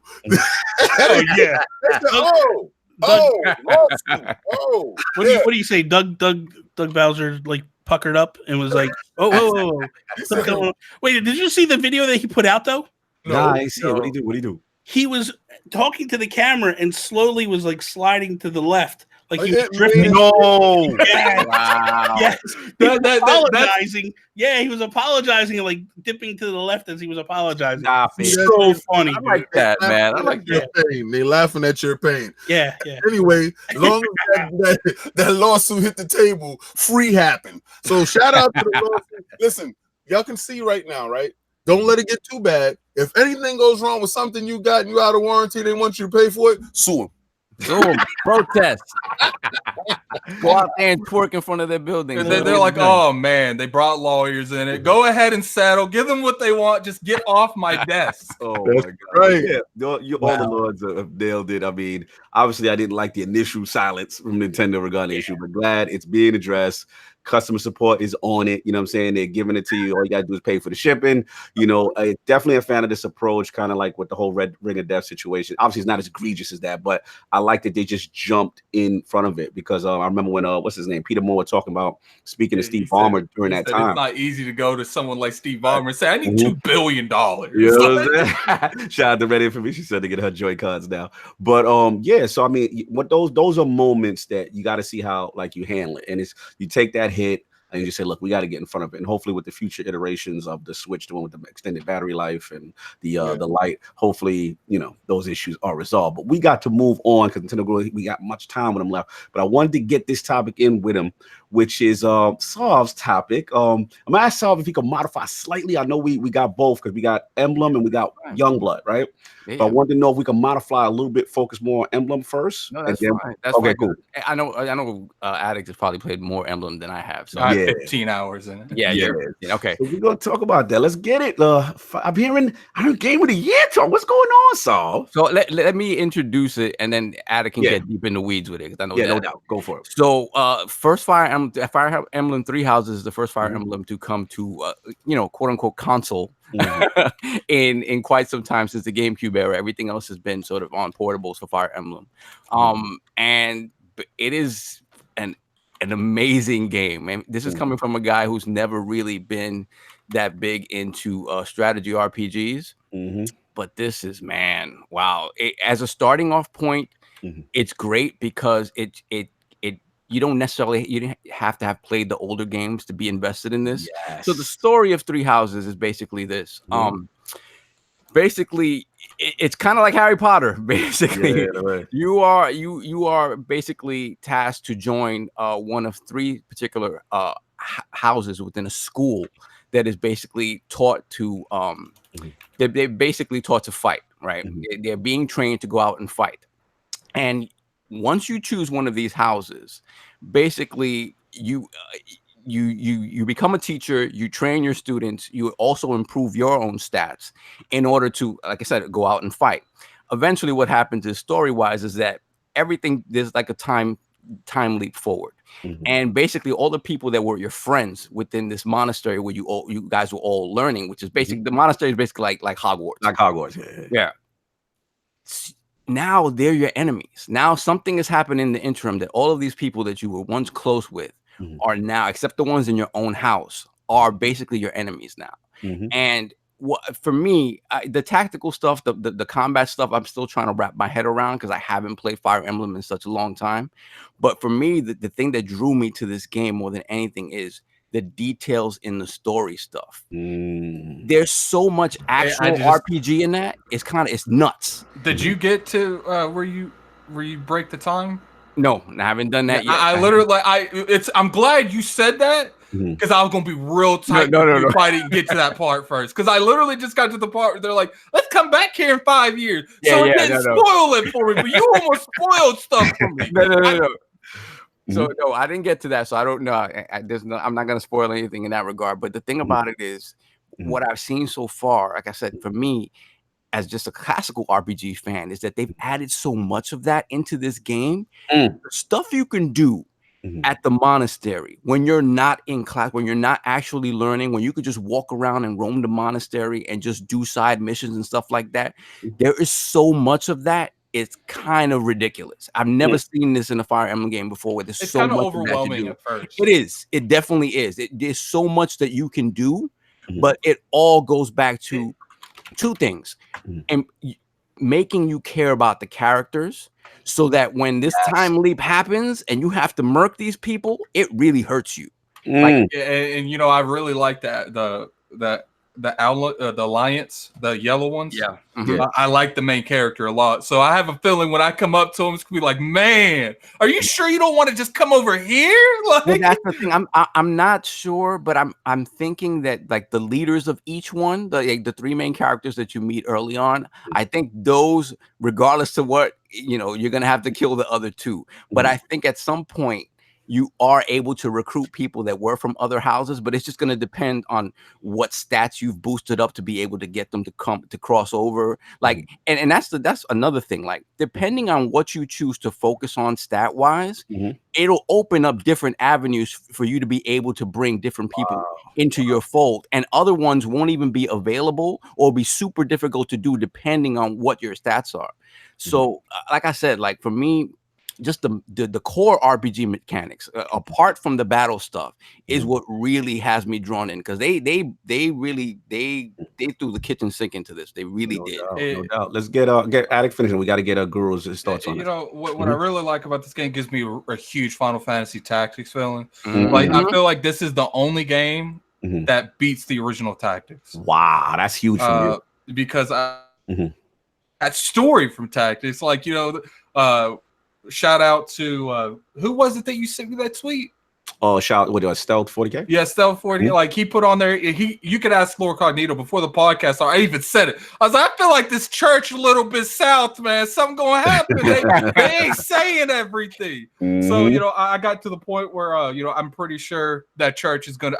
I'm pretty sure after that gap, the church is going to be the enemy. I don't know, but you know, we're gonna have to see, because it gives me that feeling that, because in Tactics that's what happened. Right. A lot, you know, Tactics was way worse than that. Everyone turned out to be the enemy in Tactics, but so what I really enjoy is I enjoy the combat. You know, they got that class system, but it's different. They have like that school thing into it. I feel like this is a better Persona 5. I like Persona, but I didn't like the school stuff. And you like the school stuff here because it's well done here. Like when I come up to, you know, I had like a 33% chance to upgrade the leader of my house to an armored unit, and it passed. And because it passed, I used this, because the only thing that would hurt her was archers and mages. Well, mages really. So I used to send an archer with her, just an archer, to kill the mages.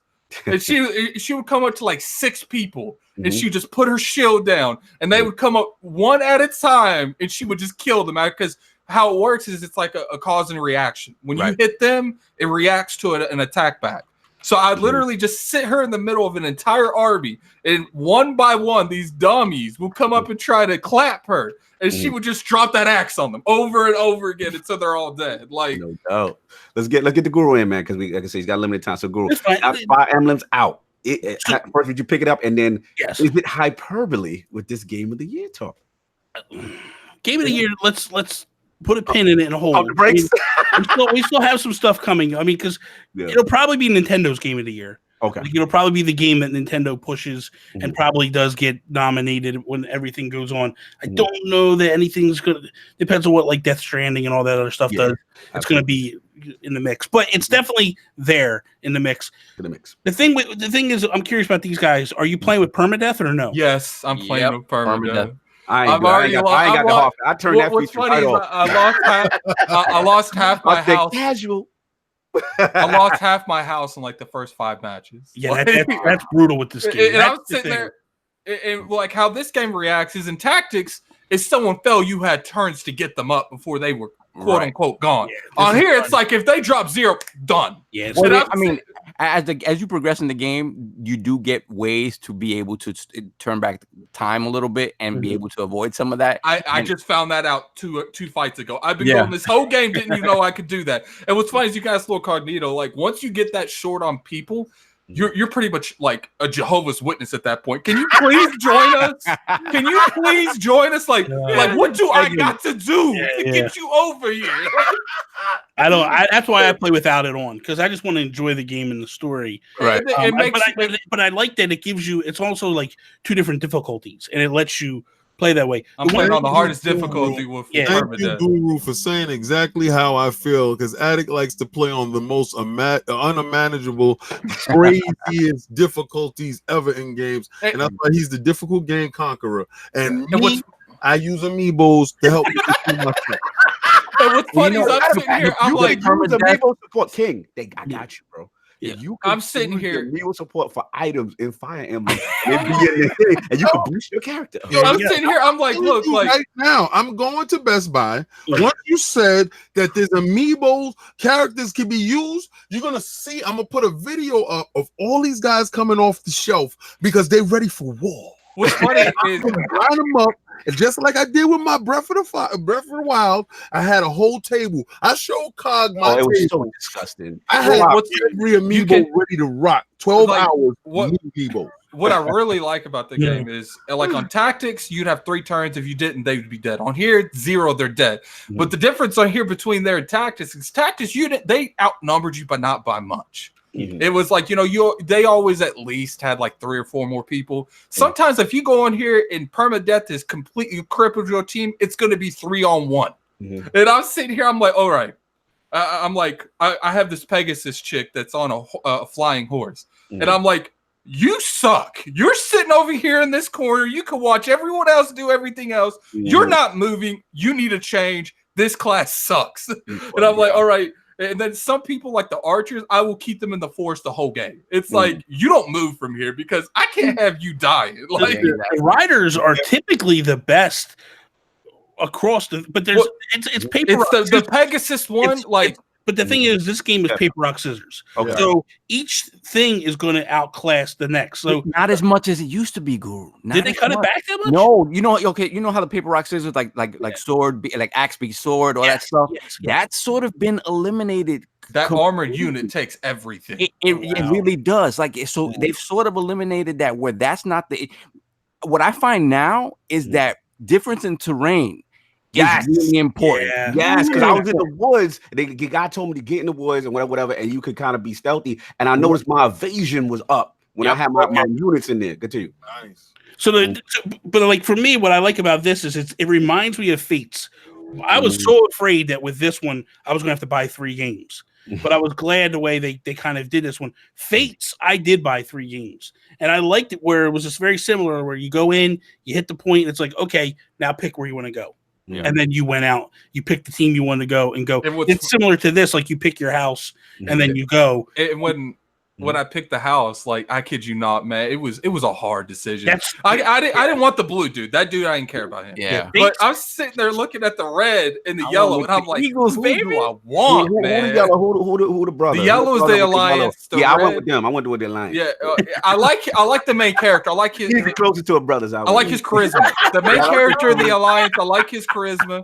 I like the cockiness of the chick from the red one. That blue dude gets on my nerves. Like every time I see him, like when we do those, like he's too noble. Like every time we do those house battles during the academy, I'm like, blue going out first because he's annoying. Like what's cool, what I like about it is when you do those big battles and it's all the houses fighting each other. I'll be sitting back. I'll have like my two biggest people in the front. Everyone else in the back, I'm like, I'm just gonna let yellow and blue just have it out. Right. Like, I think the thing that I like it best about this is in previous Fire Emblem games, like when you would go to your battle, it would kind of like be top down and all that stuff. This does a swooping thing that makes you feel like it's a bigger battle. When it feels like it's more immersive. Like where in the other ones you would pick like one character, and it felt like it was this character and this character fighting. But when you actually it swoops down, you're realizing like it's a battle going on. It's a battle, because like when you see that cinema of the soldiers rushing through, and it's like like it's some real Game of Thrones on some bastard type situation. The story is amazing too. Like I just got to that part that stuff goes down, and I'm like, man, I fought the first boss. I ain't gonna say his name, but I come up on him. Oh, okay, we ain't talking about that. Hold on, we'll talk about that here in a second. I know you're about to go on a rant. Let me finish my thought first. Actually, no, I just want to know how that frame rate. It is pretty. At times, it can be pretty bad, but I don't care because the game's lit. Is that dock or undock? I don't even have a dock anymore, so I don't. It's undocked. So you undock. So you running around here undocumented. All right. Okay, but you know, so how the battlefield was for the first big boss of the game is it's like a circle. Like you have to go around in a circle to get to him. I only got 2 people to the boss because it was so bad. There were so many people. I only got like 5. They had like 15. So I finally got 2 people to the boss, and I went to fight him. And on there, it lets you see the reactions that's gonna happen at the end of that fight. And I'm like, man, I hit him. He's gonna almost kill my dude. I'm like, I got to. Like, I've come too far. And thank God I got a critical and I killed his ass with 1 hit. But it was bad, man. Like, I really enjoy it. Feels like tactics, and it feels like the way. This I want in this statement. You're spoiling the whole game. Let's let him talk about a game. This is how I feel about this game, because I've never played a Fire Emblem. I feel this is the direction that tactics should have went. Kind of like how I feel like Persona's the direction Final Fantasy should have went. Like, you know, instead of completely rebranding your brand to do something different to get a new audience, you double down, you make that formula better. Like, I really like it. Like, they got a permanent Fire Emblem. I'm gonna buy every Fire Emblem from now on. So adding better than Fell Seal. Oh yeah, Fell as much as I like Fell Shout out to 6 feet. It's still, you know, it's still an indie game. It doesn't have millions of dollars being funded. Right, your budget. Can we let Nintendo Guru? God, all right. I'm gonna do what all you guys should be doing. Killmonger Ultra over here. Thank you for the love with the $5, my brother. We're looking. People forget that Kojima refugee camp is going to make Death Stranding Game of the Year. LOL. I don't think Kojima's stupid enough to do that. Did you guys see the video for Heartman? Yes. Boy, I saw that come up, and I said, you know what? I'm done with this game. I'm done with this game. I'm done with him and his strangeness. I'm done.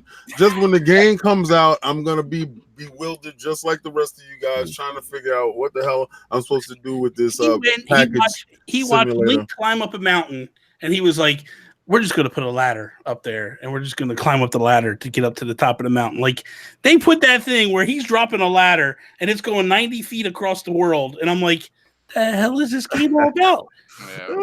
Well, he got you talking about it. That's exactly what he wanted.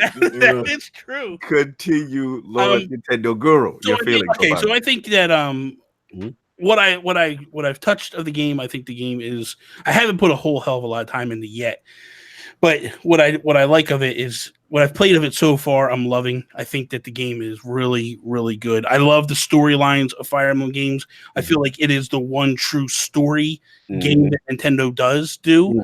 It has a rich lore. I liked also that, like, no two games are alike. No two games follow off each other. It's its own isolated. So like Final Fantasy. Yo, Yes. Right, if you said FedEx finally got a 5-star video game, stop hating.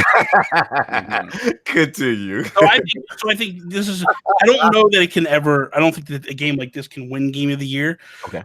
Ultimately, because it's so niche that this game will probably sell 1 million copies, but it's not going to be a big banger like the other games are going to be. I tell you, I don't know, man, because I have what I do is I have notifications from all the mom and pop shops in the city, right, in New York, and the New York also. So when it comes when the games drop, I'll just get a Twitter notification, right? Wow. Every last one had it about, I think, Wednesday. Yeah. They sold out of stock 3 times. Wow. Damn. And it was all Fire Emblem. Every single one. It's about 5 mom and pop shops. Every single one sold out of their stock. Yeah. Like I went to my Best Buy. I went to my Best Buy at like 6 o'clock Friday, and they had a whole boatload of them. So, like I said, it's because it's RPG, because it's not even not a classic JRPG. It's a strategy game. I think it turned some people off. Yeah, I agree. Do you think now? Let's ask the important question. We coming up with our boy Keighley and Kojima. You know, it's gonna be hard to beat Death Stranding. Death Stranding's good for Video Game Awards, but do you think it gets nominated, or does it get put in a separate category away from the quote unquote heavy hitters that end up being finalists for Game of the Year? I think it can get nominated. I think it gets nominated. I do think. You think it's in the Game of the Year nomination category? I think it can get into the game because let's be serious. There's not been nothing this year, really. There hasn't been anything out there. So what is it? You know what I mean? Like it doesn't have a whole lot of games coming. So it's a little bit different. It's not like it's got a lot of contenders out there. Where typically you have a boat like last year and the year before, there was a massive amount. Oh, yeah, it was insane. This year's been a little bit, there's a lot of games. I'm not denying there's a lot of games. There's a lot of games. Not a lot of A caliber, top of the line, like everybody's talking about a type game. I would say there's just average games and a little above average. Nothing spectacular. Something that you see is like Game of the Year. Yes. Got you. No, fair enough. Because let me jump in real quick, King, if you don't mind, because I know you didn't copy yet, right? I got nothing to say about the game. It got Meeple support. What's the frame rate? How's the frame rate? You got Meeple support. That's all you're gonna ask. That's it. King, you're gonna love it. There's a little logo there. It says Amiibo. But you know what? Let me tell you something. I don't care what anybody says. That means a lot. When I go, I want full functionality of my stuff.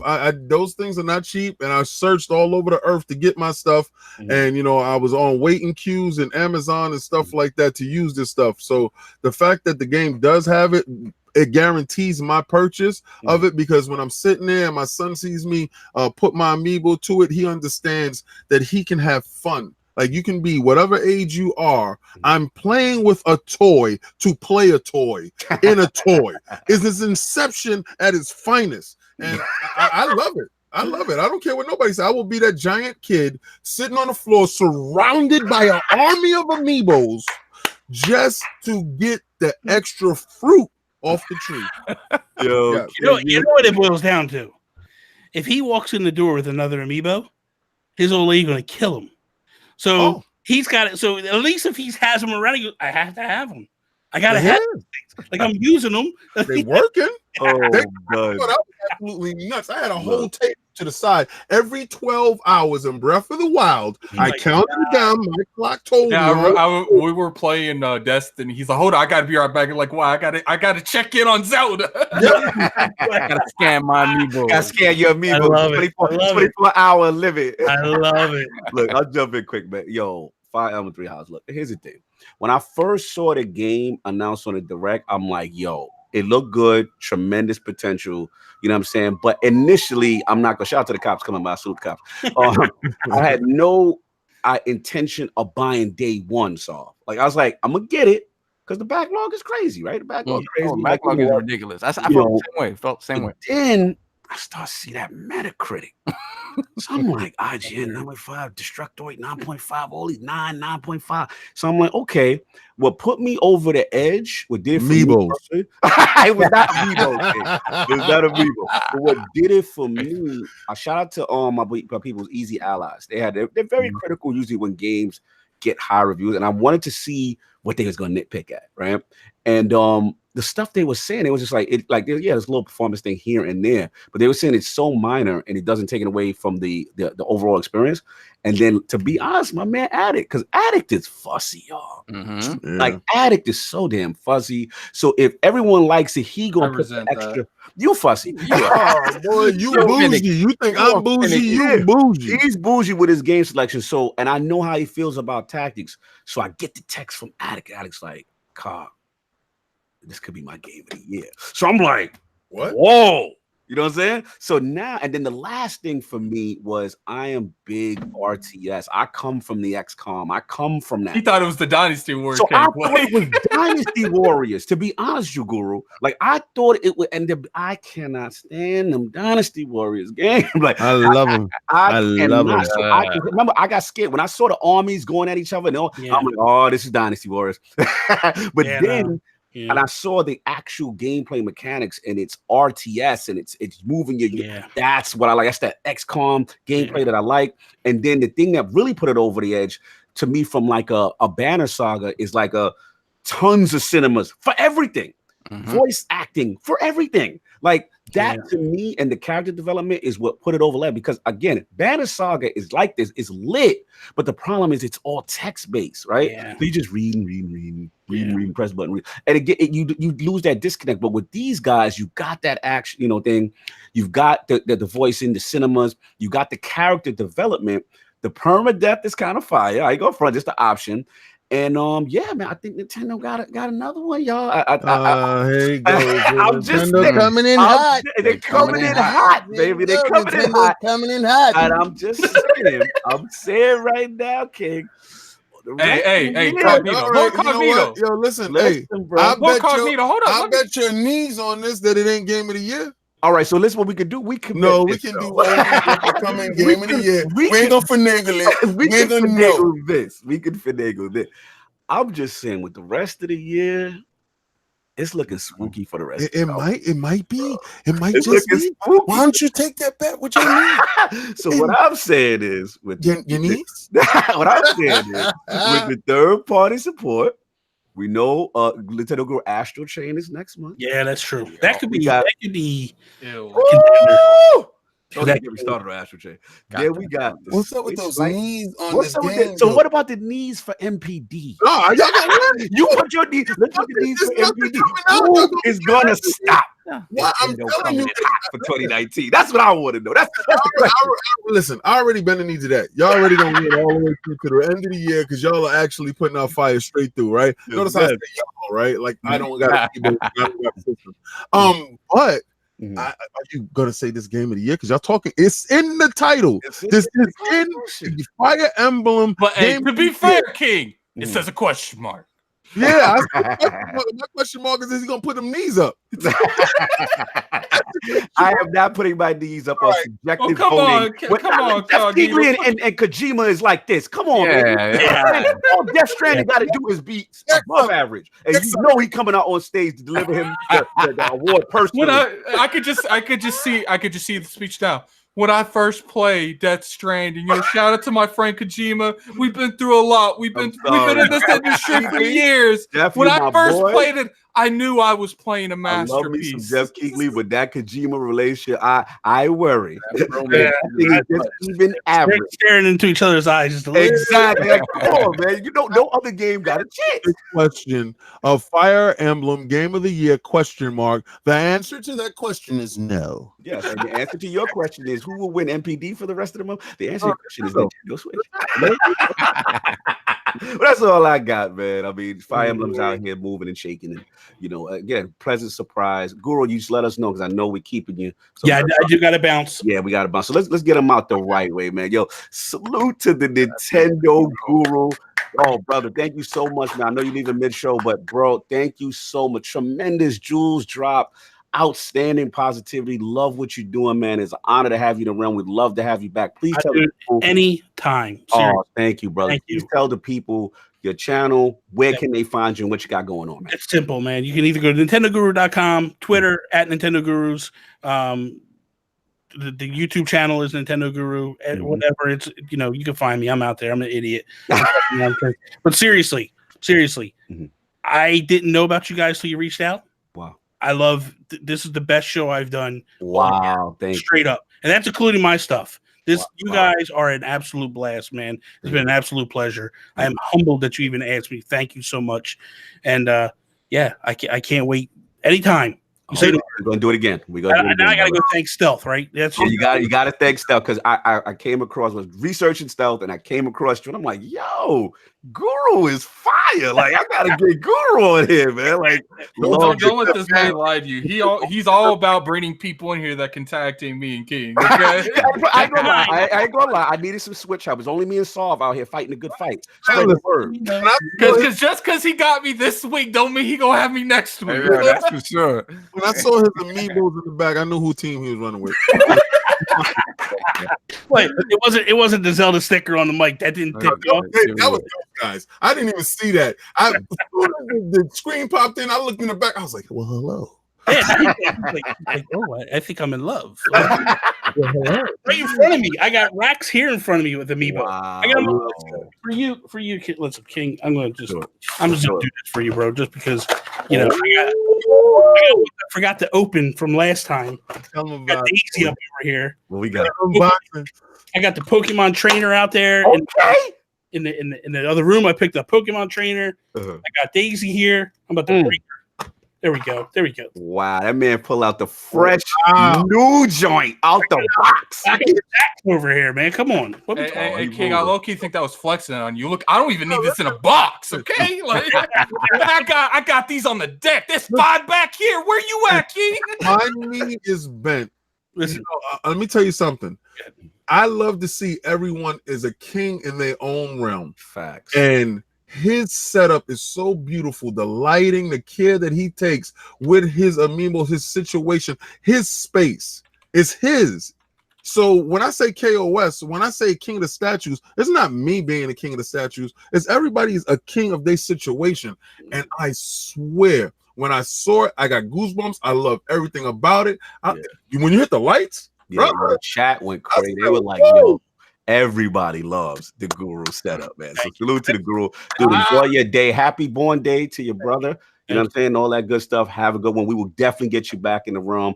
More Nintendo talk to come. You already know. You guys to come do some stuff with me. Oh, bro, the honor would be. I want to do some stuff with you guys. Seriously, absolutely. I appreciate the love and all that, but you guys impressed the hell out of me today. I'm floored by everything. So thank you so much, brother. Please, you guys have a great rest of the show. Thank you, chat. Likewise. Enjoy, brother. As I go, man. Love you guys. Peace. Right. No doubt. The Nintendo Guru in the building. So we got some other topics we're gonna move on. Solve, did you want to comment on Wolfenstein before we move on? I mean, real quick, man. Like, it's a side story. It's not for you, King. I'm telling you, they did my Wolfenstein a little bit dirty, and they did it in a way that I know you guys would be happy. They do. Wait a second. There's a little bit of destiny in my Wolfenstein. I'm not happy. I'm not happy about this. How did Destiny sneak in? Talk to me. What are you talking about? Destiny Wolfenstein. You gotta play with people. Is it the fact you gotta play with people? So beyond that. Don't fall for that, King. I think he's trying to trick us into buying the game. Okay. I still think you won't buy it, but.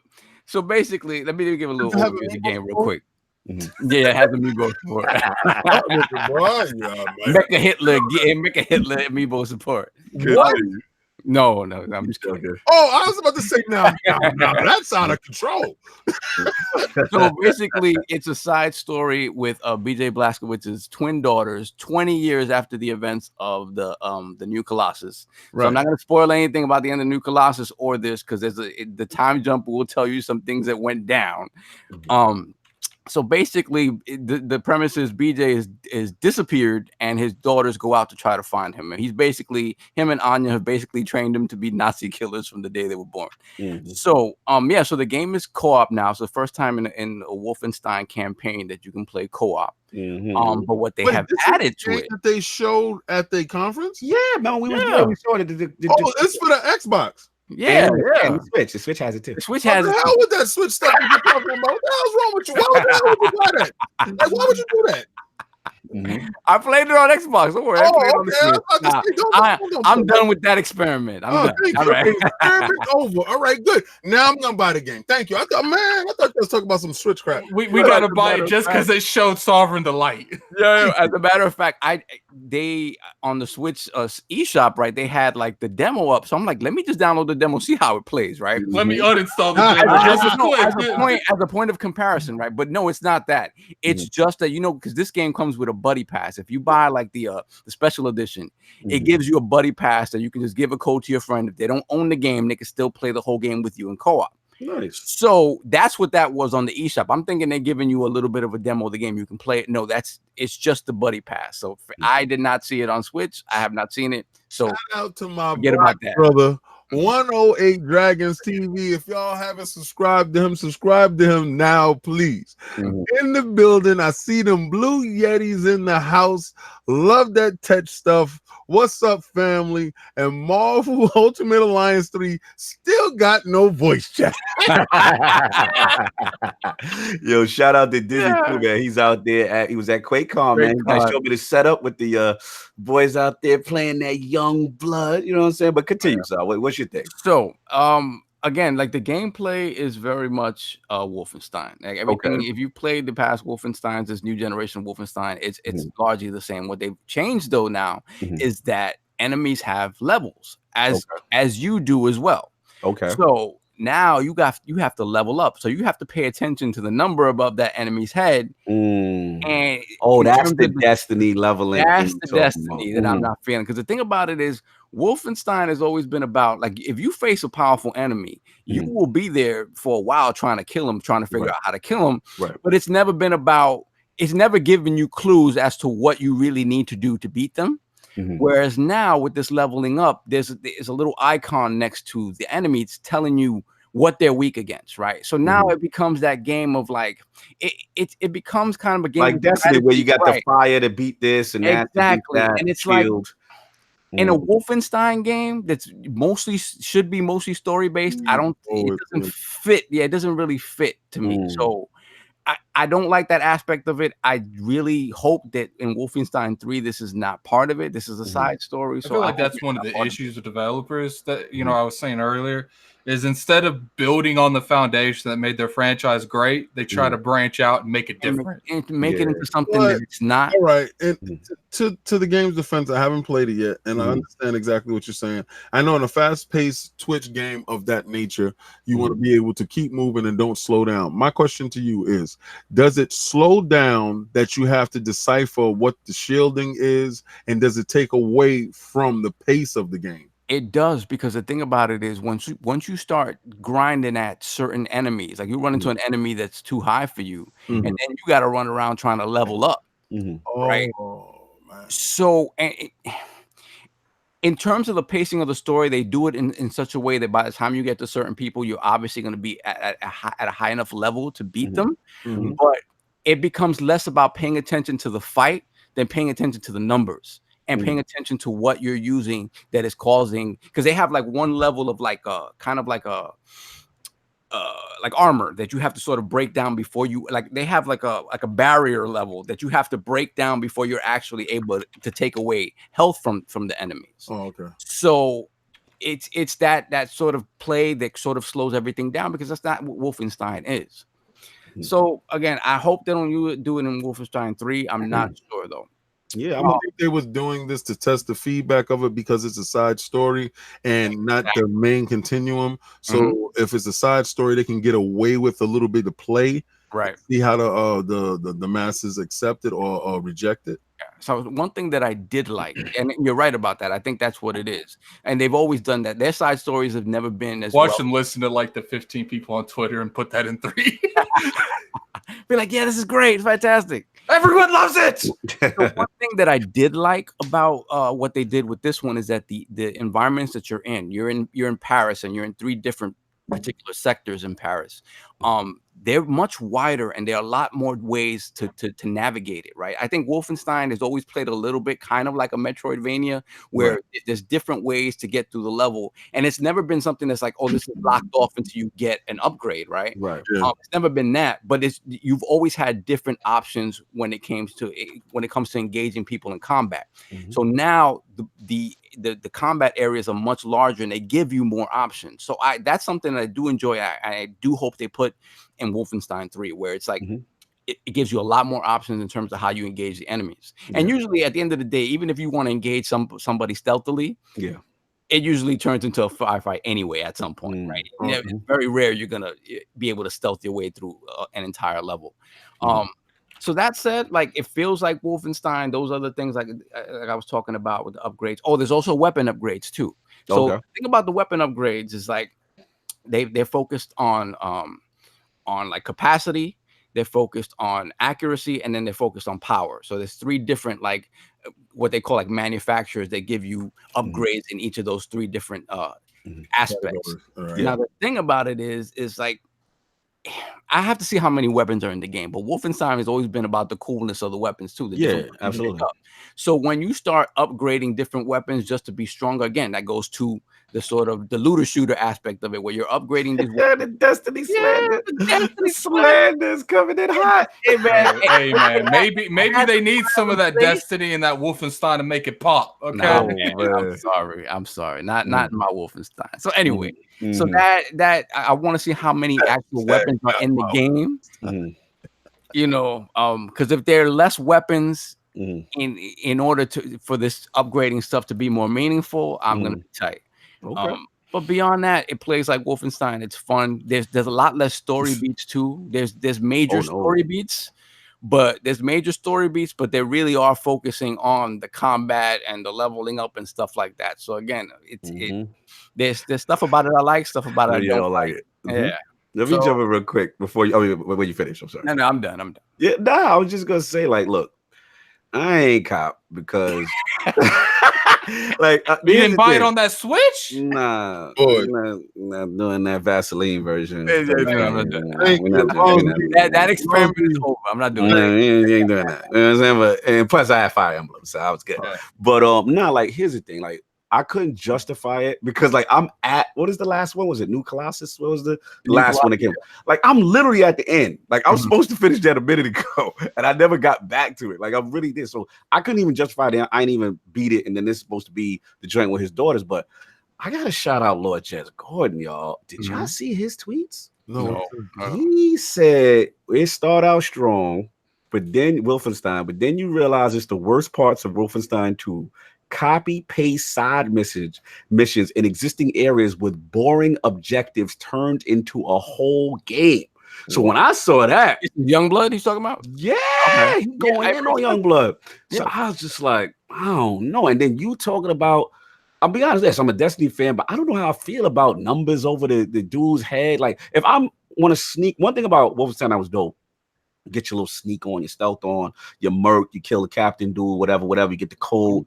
And like, if you're telling me I'm not ready to face a certain dude, I don't know how I feel about that. Yeah, I'm be real. Like that, I was supposed to be able to do what I want. Go ahead. My I want to kill everything thing always takes, like, every time someone says you need to be this tall, come in this ride. I'm like, no, I don't. Yeah, I jump over the fence to the left and still kill that dude. Like with looter shooter, okay, but with this has never been that. So I don't understand why the need for that. I think it's because it's this side game.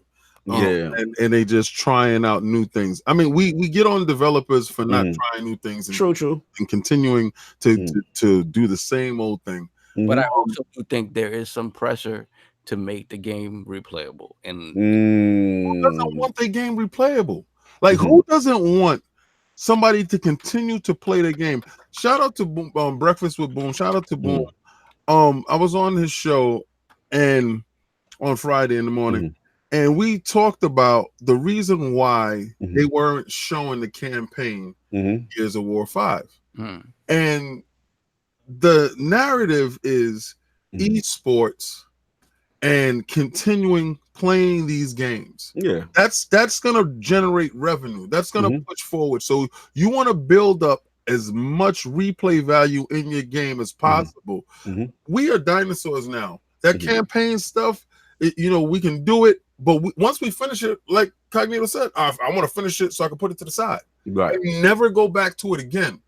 So if they can build some aspect into the game that can allow you to keep coming back, I think that's a good thing, because don't we ultimately want ultimate value from our games and our purchases? Yeah, you're right in that regard. The problem is that with Youngblood, it feels like it's shoehorned in.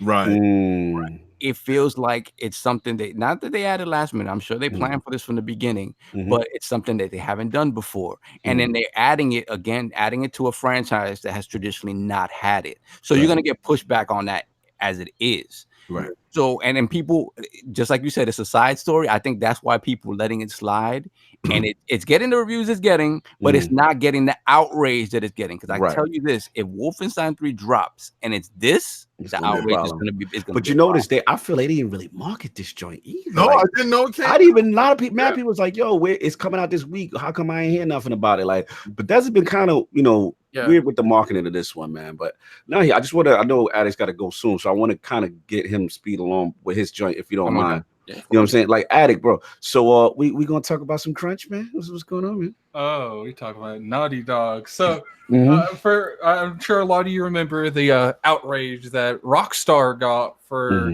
crunching their employees. I don't even remember how it was, like 15-hour days or something like that. Rockstar did. Yeah, something like that. Whoa. Let me tell you what I heard. It looks like Rockstar over there on the border of just having slavery going on over there. Man. They're clear. They're supposedly running people 24-hour days sometimes. ILP do not enjoy disclaimer to depict somebody's work conditions that they're So apparently, it's rumored that they've been working certain days and certain people has been working 24-hour shifts.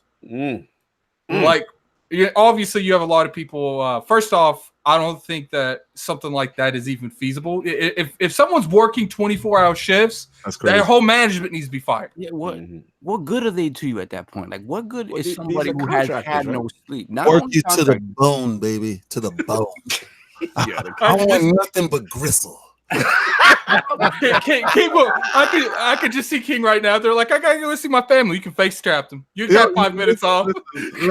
I want to attack this face first, because we talked about this on Breakfast with Boom again. Yes, let's get it. All right. I have no sympathy for you, brother. I'm gonna tell you this right now, because at no point in time did they say they were not getting paid. Now, again. I cannot cry for you having a job. I cannot cry for you picking that job. I cannot cry for you working that job. I cannot cry for you if you're getting paid. Now, maybe some people say they're not getting paid a fair wage. Get better education.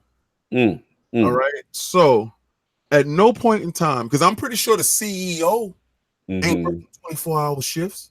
All right. So it's boiling down to your level of education. It's boiling down to you accepting this job and therefore complaining afterwards because you're working 24 hours. The game is going to get out. Maybe you can quit.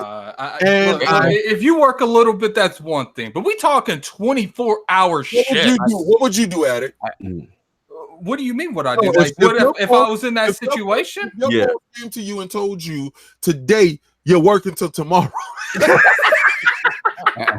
Look, at the end of the day, look, there's a couple scenarios you can go. You can quit, which someone in an established career that's been working in that industry for 15 years, that's not an option. Because if you quit, you're not going anywhere else because you quit. Like in this industry, small. You only probably probably got like good, well-paying things. You might have a couple hundred job descriptions that you could possibly apply for. And we're not even talking about if you want to just up and move your family to another state, another country. Yeah. Like, they got like the gonads, right? At the end of the day, it's like, look, like we need to stop blaming the people that are doing it and start blaming the managers that are poorly doing time to have to do 124-hour crunch time. In the past, I think I've agreed with King on this, where it's like I'm not crying for you when this is what you picked, and I would have agreed with that. But since then, there've been a few different exposés coming out about the details about this stuff. And what bothers me is like what King said. King, you said improve your education, right? A lot of times these guys right out of college have a lot of education. They obviously don't have the experience, right? So they go into these companies as contractors. And they have the expertise, right? But they don't have the experience. I'm glad you brought that up. Time on the job, and so the thing about it is, so the education some people there, want that experience even more than they want that. The thing about it is, if you somebody whose dream has been to work in gaming, right? You're gonna bend over backwards to stay there, because if the question is, King, like, I want to just say, like, it's one thing to come and be like, look, like, we got a crunch time, like, we got to get this part of this game done by next week so they can start their part. And people come together, they do the 16 to 24 hours for maybe a day a week, that one time. And then they move on, but this is happening over and over again. Where it's consistent. We got to get Philly. We got to get Philly Eagle. I'm gonna answer it. No doubt. This is why I said this. Shout out to our brother Philly Eagle with the $10 super chat. To King's point, many of those devs are in no competition contracts. They can't seek employment elsewhere while still working. Because of that, many are locked in because they can't afford to be without work. Right. Now, Philly, this is what I'm talking about. Now, what? No, you have to say you're on to something. I want to hear that from you right now. You're on to something, Philly. There we go. This is what I'm talking about. Now, this is what I want: intelligent chat conversation. And what you're saying is true. He wants intelligent chat conversation. That's in color. Fantastic. Do it. When I work for a glass company, an auto glass company, I signed a non-compete clause. Now, I could not open up a glass business within 3 years of not working there. I could not work for another glass company because I had trade secrets and knowledge on behind the background. And I was an independent contractor. At no point in time was I paid exactly what I felt I was worth. At no point in time did I feel, because I understand what you're saying. Once they quit, they are locked out. You can't work for somebody else. What are they going to do? Work at a fast food restaurant with this level of education? Like Sovereign said, yeah, they have the education, but they got to grind their teeth to get in there. And this is a bad machine that's taking people and grinding them to dust, making them sour, and pushing them to the side. Now, maybe the strong survive and push on and get to the next game and hope for better work conditions. Right? Problem is that the strong survive under those conditions, and they become acclimated to operating in those conditions. They don't survive and say, no, once we get to the top, we're going to change this. They just continue. They just do it to the next person. A vicious cycle. Yes. Shout out to Mega 03000. Kids out of college don't understand the hard they work. They stroll in at any time with Starbucks thinking it's sweet. Nah, get your butt to work. Shout out to Mega for being petty. No doubt. But yeah, guess all you were saying. Yeah, so I mean, it's just that thing. Like, you do have to be taught a certain work ethic. Obviously, the game industry has always been this way. The problem is that, to me, you're killing off half of the people that could be future, top devs by introducing them to this cycle from the very beginning that doesn't appreciate what they are putting into it. And then another thing that gets me about game development, again, I don't know anything about game development, but these big games, especially AAA games, talk about Naughty Dog, these games take 5, 6, 7 years to make. It's baffling to me. Like I said, I don't know the process, but it's baffling to me that you have to crunch to finish a game with that much time given to make the game. Like, what you do have to you crunch guys 24 hours for a game that's taking you 7, 8 years to make. It's crazy to me. What do you guys say, to the counterpoint that, these guys know what they signed up for, and that comes with the territory, and there should be no complaining, because it's deflecting from the fact that the territory is messed up. My official stance on the fact is, one, you're never going to hear me complain about work that I chose to do. Right. But again, at the same time, and I gave you my scenario where I was in a situation where that same exact thing was perpetrated upon myself. Now, in saying this, you always have control, right? Now, maybe you may not like the result of your answer for what you're about to do next, but at no point in time are you out of control. You're always in control. Now, remember, there's a cause and effect for everything, right? Yeah. And I don't think that it's fair. Life is not about being fair. Okay, so now that they're learning this, and what Sovereign says is, when you are in a position, change it, because they're not going to be unionized. That's not going to happen. All right, because they get a finite amount of money, and they can only hire independent contractors to work with a non-compete clause that locks them in. That's how they grab you by the gonads and force you to do their bidding, basically. Right. But let me bring something into the thing. And I know Sav mentioned contractors. Shout out to Brap. I was on Brap. He had a rant this Saturday. We kind of touched this real briefly. I guess for me, I understand what you guys are saying, but the contractor thing is a little different to me, because the way I look at it, Sav, you kind of alluded to this, which is like when I used to do contract work in IT, right? The thought process is, look, I got you just got your degree or whatever it is. You just got out, you're trying to get in the game, and they like, yo, you got, the piece of paper, but you ain't got the experience. So we ain't hiring you, right? So you go through this process of trying to get on, and everybody's like, yeah, you qualified, but you ain't got no experience. So it's like, yo, how do I get experience, right? So then, this is where the contract thing comes in, where it's like, look, we ain't giving you no bennies, but you're going to work at company A. It's a big reputable company. You're going to be doing this. You're going to grind out for whatever. So the thought process for a lot of contractors is that, look, I'm doing this to try to get on, right? If I do this and I impress them, then maybe I get the hope of a full-time position with this company that I really want, with this industry that's my quote unquote dream, and get experience. So that's why a lot of people kind of subject themselves to things that, you know what I'm saying? Because their whole thing is, no one else is giving me a shot. Then you got the aspect of, okay, and I hear your point, King, about control, and you are right.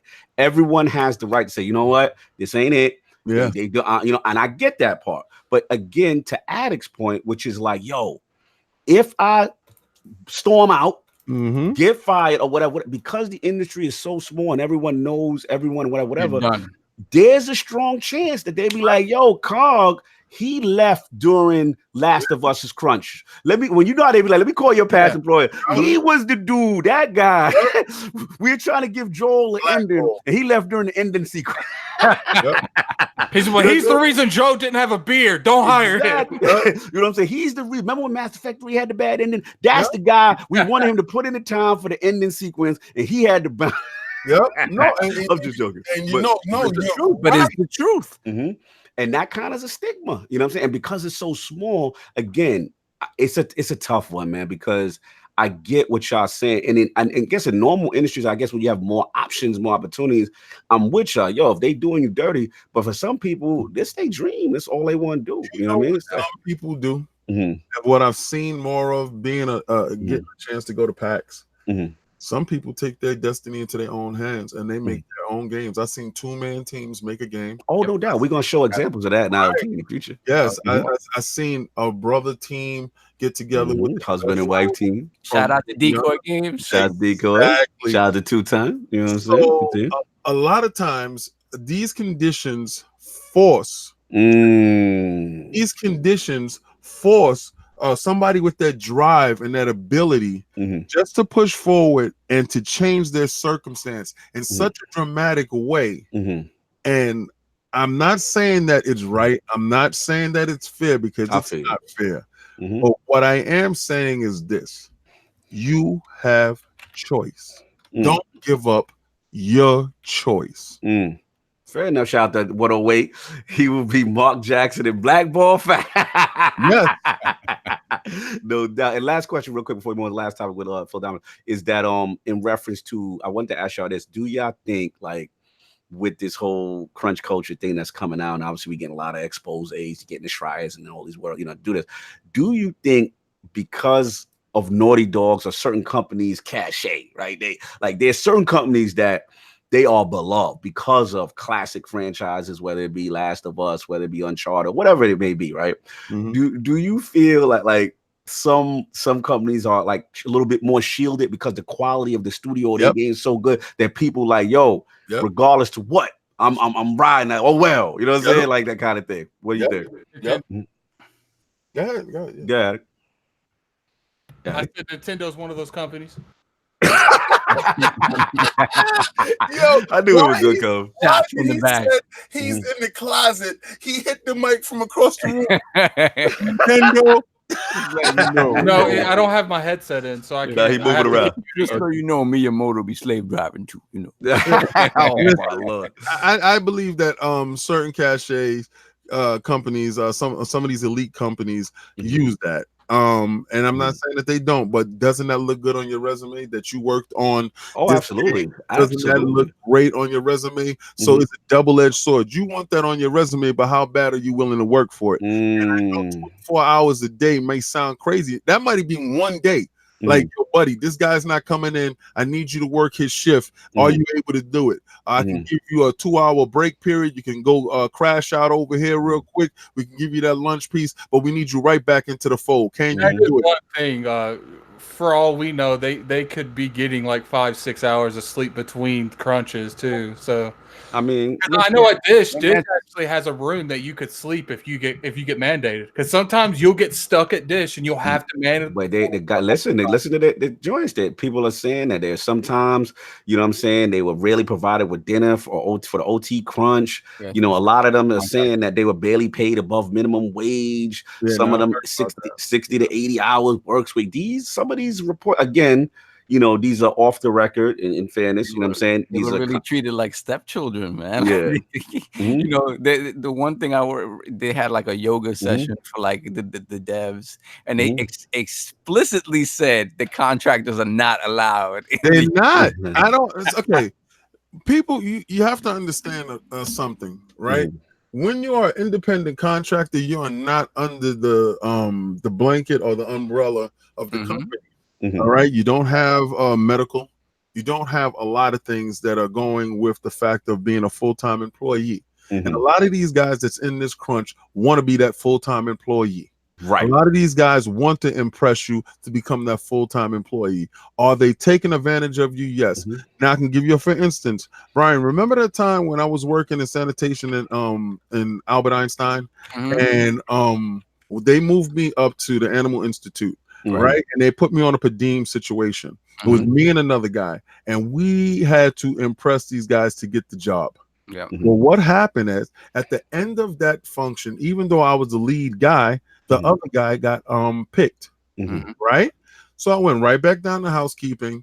And then 2 weeks later, they said they were impressed with me. They didn't realize that I was actually the one that was doing everything. And they moved me up to Animal Institute. At that period of time, we were doing some ungodly stuff. Like they were sending us inside room to sanitize and clean rooms, scrub ceilings, corners, stuff that wasn't in the job description. Right. And I wasn't whatchamacallit on salary or with the company. I was you know, an independent contractor basically. But I worked hard and I got the job. I'm not telling you and anybody else that is under a crunch, that is under poor work conditions, to tough it out. I'm telling you to do the best that you can with what you got. If you cannot do it, let me tell you something. Mental breakdowns and stuff that we talked about earlier is because people don't know their own limits. Know your limit. If somebody's pushing you to that limit, take a time out. No, I mean, Chief made a good point though. What about, you know, the whole concept of Stockholm syndrome? People getting beat into their mind that this is the norm. And that's what that's the thing is, because the thing is, if you come into the industry as a contractor and you say, okay, I have to do X, Y, Z to be able to get ahead and for people to see me and to hopefully get a full-time position, right? Let's say you do all that, you sparkle, you work 24-hour shifts, you come in, you get a great job, and then it's still the same. And you have a great paying job, you're in the in crowd now, you're in the boys club now, and the culture is still the same. And rather than say, hey, I suffered through this, rather than say I suffered through this and it wasn't right, let me see what I can do to change it. Now that I'm in a position to be able to do that, people's thinking is, well, if I did it, That's what I did. You have to do the same thing. And that sort of stuff is just that snowball effect of you just keep teaching the bad teachings. You know, and it's that, and that's the thing. And one thing we haven't touched on that's very real is that a lot of these dev studios I mean, they have bosses they have to speak to. They have publishers that are really the ones that really sort of, you know, with certain deadlines, with certain, this has to be out in Q1, Q2, whatever the case may be. When it comes to money, once the money situation dictates how and when the game has to come out, then forget about it. Then even the thought of within the studio trying to fix this problem, that goes out the window as well, because now you have, you know, investors to think about. You have all this other stuff that influences the game. But let me ask you this, Saul, because you really hitting some things. I know we got to move on, but what do you think with all this investigative stuff and this stuff coming out and people, you know, saying things off record, whatever, do you think this will actually give the drive to eventually unionize the gaming industry? Well, I think in the long term, I think it'll start definitely moving the wheels. I forgot what show. King shaking his head. King shaking his head. Because I'm thinking about I think it was Waypoint. I might be wrong about this. I think it was Waypoint though, or maybe even Kind of Funny, where they had a guy on who's worked in the game industry for quite some time. I forgot what Debbie works for, but he's actively like one of the head people that's sort of trying to unionize people across the games industry. So it's like it's a big movement with a few people at the helm of this, trying to get people on the same page in terms of unionization. I don't know if they're talking about unionization across the board or maybe lower level employees, but the conversation is happening, and it's happening. The problem with the game industry is that it's all over the place, right? It's not centralized anywhere. So it's very difficult to get people on board. And like Philly Eagle said, like they can only unionize if the employer agrees to the terms. Exactly. But you need that pressure. And the only way you're going to get pressure is with numbers. And the problem has been getting the numbers because of how separated everyone is. So I think this dude, I forget his name, but his focus is trying to go from place to place, trying to get as many people on board so that they actually have numbers behind what they're talking about. And once you have the numbers and you have people on the same page, then you can start moving the needle. Shout out real quick. Thanks for contacting Microsoft support for Xbox. I'm following up on your refund request. At your request, the order placed on July 25th, 2019 has been refunded. Thank you, Microsoft. Your personal refund. $14.99 game. This is a super chat. This man out here, you out.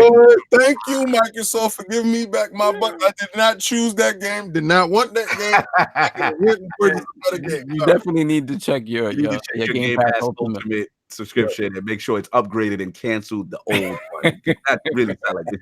We got to move on because we can go on for a long time. But since King segues so perfectly into his subject, big Lord Phil Dominus, you know what I'm saying? Well, I got to explain something to you. Right? I want you to set it up real quick, and then I got to explain something that happened recently. Okay. In light of this whole interview. Yeah, so pretty much Phil Dominus with a little, you know, now say impromptu, but I didn't hear about it, and it surprised us. Fortune magazine, right? And yeah, Phil Spencer on Fortune magazine, and he dropped some gems. It was about a 40 to 50-minute interview talking about Xbox profitability, a whole bunch of subjects. So I sent the information out to the Lords, and King took it by the reins. So Lord King, man, what did you feel about Phil Dominus, Xbox only begotten son's recent Fortune interview? Okay, so we all know when we came back from E3, I said Phil became Phil political. And on reflecting on everything, and I watched the show a couple of times over, and I listened to various opinions, and I took my emotions out of it. Okay, all right, and I said, okay, no, he's still Phil Dominus. The situation is exactly what it is, and he did what's best. Now, what I liked about this interview that is up on Fortune magazine, you can go to the website, you can check it out. They had a hostile interviewer interviewing. And let me know, you know why? He was hostile. Yeah, I like the fact he challenged them. I like this. No, I he like that he challenged him. Like the level of questioning already showed you what was he leaning to, what was going on, what type of clickbait stuff he was doing.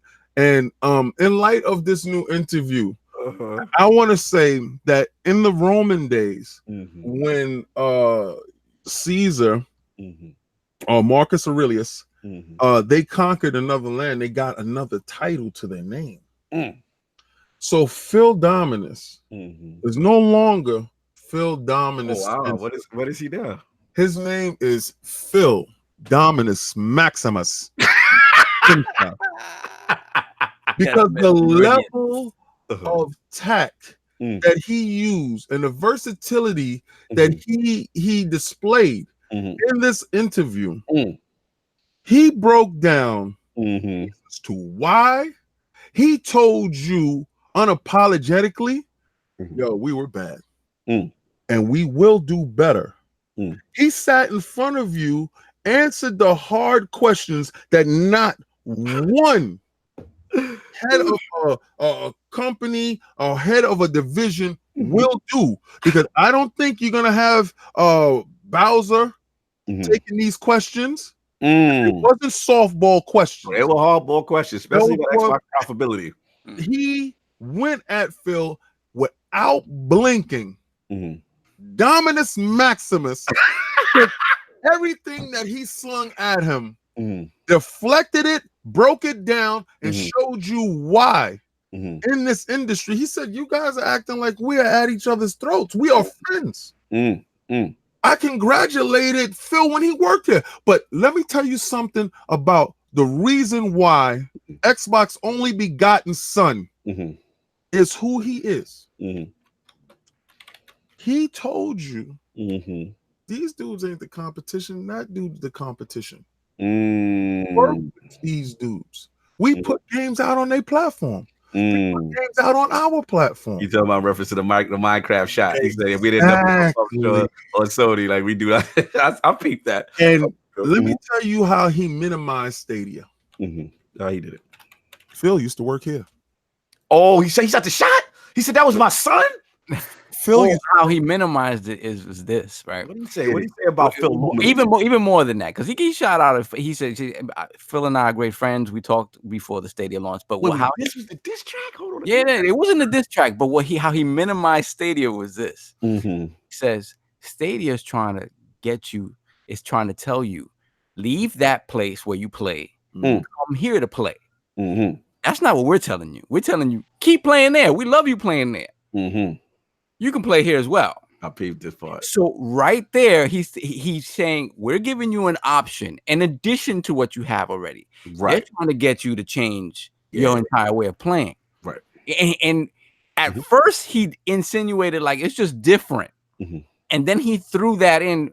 He compared it to what they're doing. And at that point, it wasn't different anymore. It's obvious that ours is better.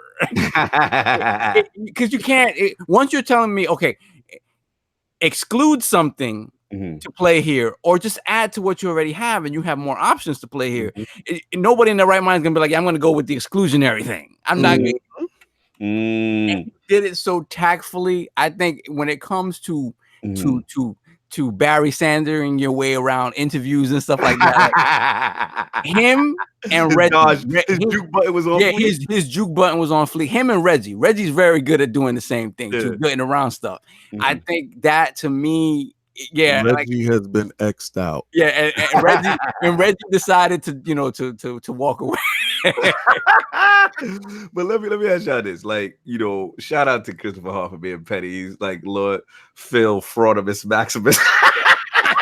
He's been very petty. Listen, I can't see it because it's not in color. Anyway.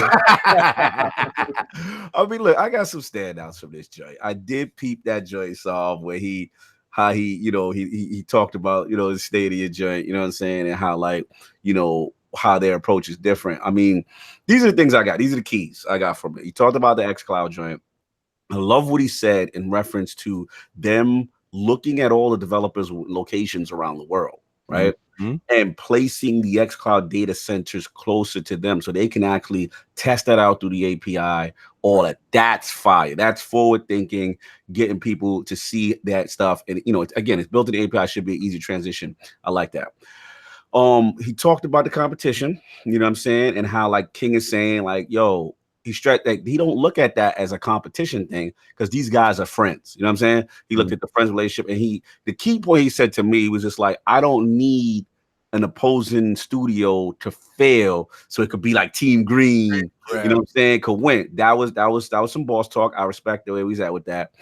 The Xbox profitability was a little shaky because the guy pressed him. Did you hear him say that now the support that he has helps him move better? He said before, financially, they weren't being checked on.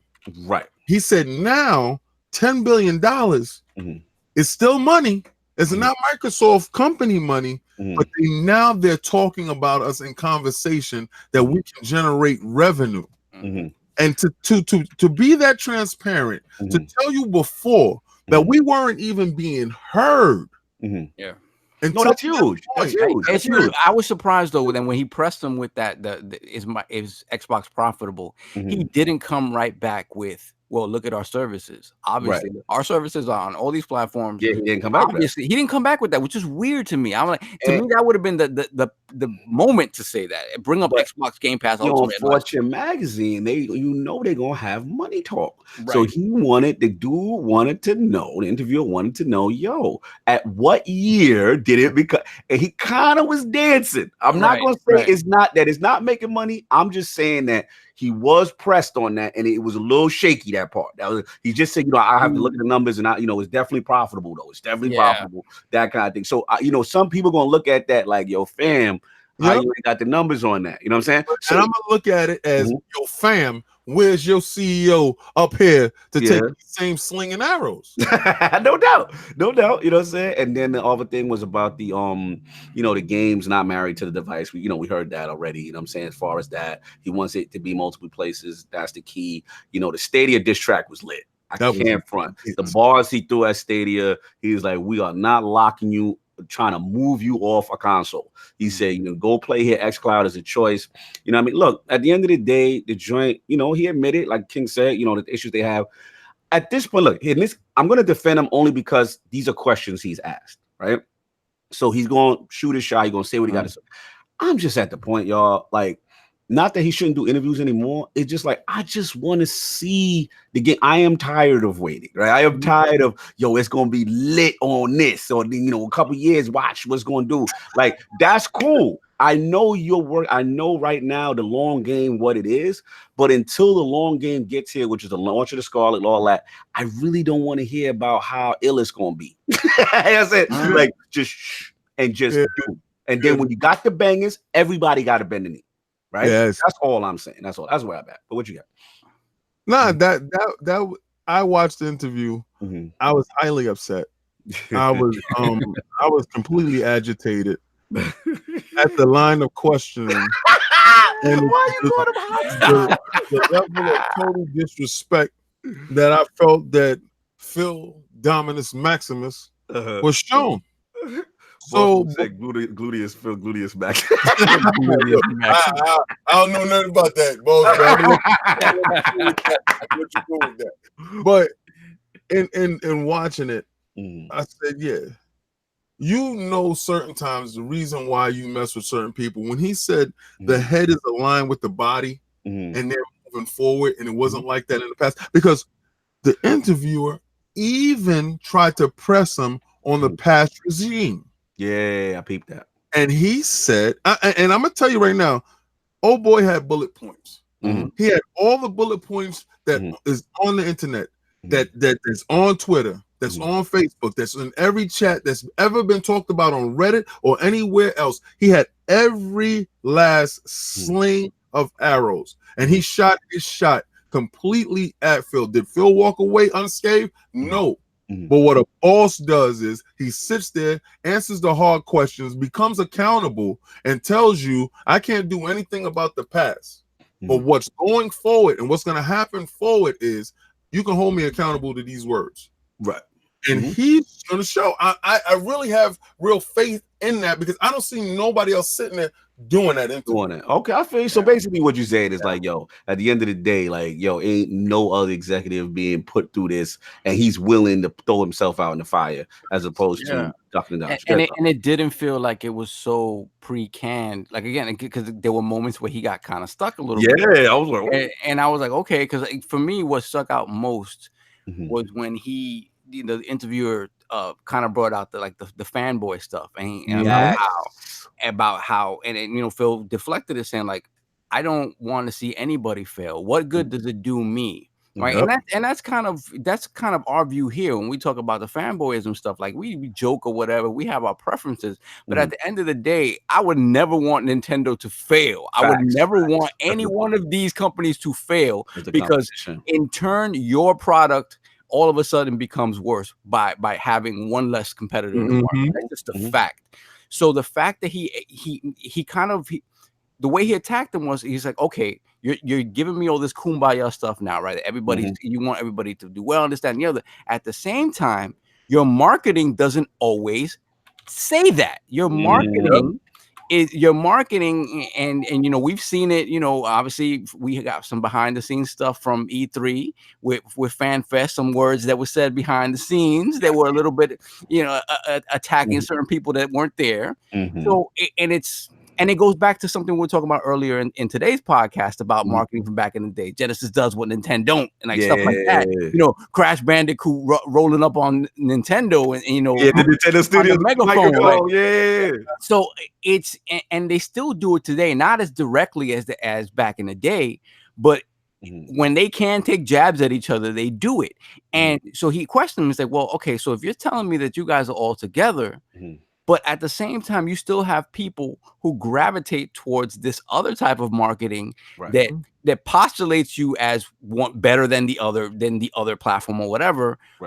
How is it that you can't? You have to pay attention to those people, because if you look at where Xbox One is this generation, it's largely in the position it is now, or it's largely taken so long to get to where it is now because of what happened at the start of the generation. That's facts. And that all came from, initial reactions to things you did negatively. So it's like, how do you, and Phil tried to say, I try not to listen too much to social media. Like, I hear stuff, but the stuff that's most important bubbles up to the top, and then everything else sort of is noise, right? And it's just, fanboy BS going back and forth. But I like the fact that he questioned them on that, because these companies, they're kind of hypocritical in that regard, right? Like, we're all working together, and we're all going towards a goal. And I think actually that is what's happening. But at the same time, you do have to market you want your product to sell, right? You don't want to be, don't get my product sucks. Like, you don't want it. So, but again, I like the fact that he brought that up, because it forces you to have to answer that question for all to see. Like, how do you really deal with this? Because you do have two faces. As a company, you do have two faces. It's just the facts. Yeah, no, I feel that, man. It was very interesting interview. I definitely liked what I saw, and there was some key points in there. Like King said, he dealt with the hostility. he dealt with it very well. He did very well. So yeah, man, that's all I got. Let's get out of here. We're definitely running late. We got to get up out of here. But yeah, man, let's get this ILP poll popping with the critically acclaimed release of Fire Emblem Three Houses. It's Switch scheduled, Switch-esque and software lineup for the rest of the year. Do you think this will translate to Nintendo winning NPD hardware sales for the remainder of 2019? The choices are A, stop being gassed, Cog. PlayStation 4, Xbox will at least win 1 month. B, Switch train full steam ahead, coming in hot. No stopping it. Undefeated for remainder of 2019. Or C, I don't care. Switch JoyCon drift and terrible online service always keeps them in the bushes. I need somebody else to start taking control of these polls. That is the question. Those are the choices. Please back the ILP vote when it goes up tomorrow. Lord Nintendo Guru, was an absolute pleasure in the realm. We got to get that brother back. Oh Good my dude. God, stories. Oh, tremendous, man. Tremendous beacon of positivity out here in the community, doing what he do. We will definitely have it popping. So yeah, let's get up out of here. You know, we had to get to work. But Lord Sov, where can people find you? What do you have going on, sir? Hopefully playing a little more Wolfenstein and definitely Fire Emblem the rest of the week. Mhm. Hopefully my eye gets better, but I think I can put on my other contact lens by Thursday, so I'll have both eyes back. No doubt, no doubt. That's what's up. No doubt. Lord King bringing the heat as always. Where can people find you? What you got going on, sir? All right, well, this week we got a new statue going up. For those that didn't get a chance to see the saber tooth that's up behind you, you can go to lordsofgaming.net where you can actually check out the whole dimensions of the statue. You can get a little synopsis about him, and then you can go watch the video where I can give you an in-depth, because a lot of you confuse this character with Wolverine's nemesis, and I'm here to sadly break that news to you. He's not. Also, I was going to do combat talk with the King yesterday, because you had Tevin Farmer fighting his mandatory, and you also had Javante Tank Davis fighting his mandatory. Both fights was, you know, basically a wash. The only fight where it was an upset, it was Hunter got upset, Maurice Hunter, but Maurice Hooker got upset. And I knew he was going to get upset anyway, because he wasn't ready for that level of competition at this point in time in his career. So none of those fights was worthy of your time. But Chris Cyborg was on display, and she put on a master class in MMA yesterday. If you did not see it, please go up and check it out.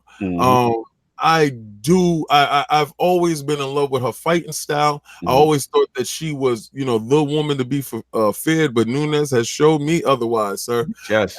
And it was a great night of fights. Yeah, shout out to Max Holloway. Well, Max Holloway, Felicia Spencer too for hanging in there with Chris Cyborg, and shout out to the old future Hall of Famer Frankie Edgar. Frankie, I mean, look, he availed himself well, but I mean, Max is just too big for him. Like, what about Big Country though in that Bellator? Oh, the senior circuit. I don't know about the senior circuit anymore. Foxwoods League. Who did he stretch out? He got stretched out. Oh, some big mountain man beat him down. Shout out to Big Country for doing it up over there. You know what I'm saying? Shout out to the belly. That's what you got, King. No doubt, man. Yeah, man. No doubt, you already know. Got that King of Statues up on, like I said, number 18 up on lordsofgaming.net. Check that out. The Last Word with Ebontis went up on Friday with the Red Queen, an absolutely fantastic positive guest, one of our best ever on The Last Word. She showed tremendous love. Please check that out. It's up on ILP. You already know. Roundtable Reviews is up there still. We're gonna be doing more. We got more cooking to make that, ice that out, make that a little better. We're gonna show y'all soon. You know what I'm saying? And yeah, man, that's all I got in reference to that. Everybody enjoy your Sunday. We will catch y'all next week, and we out. Peace.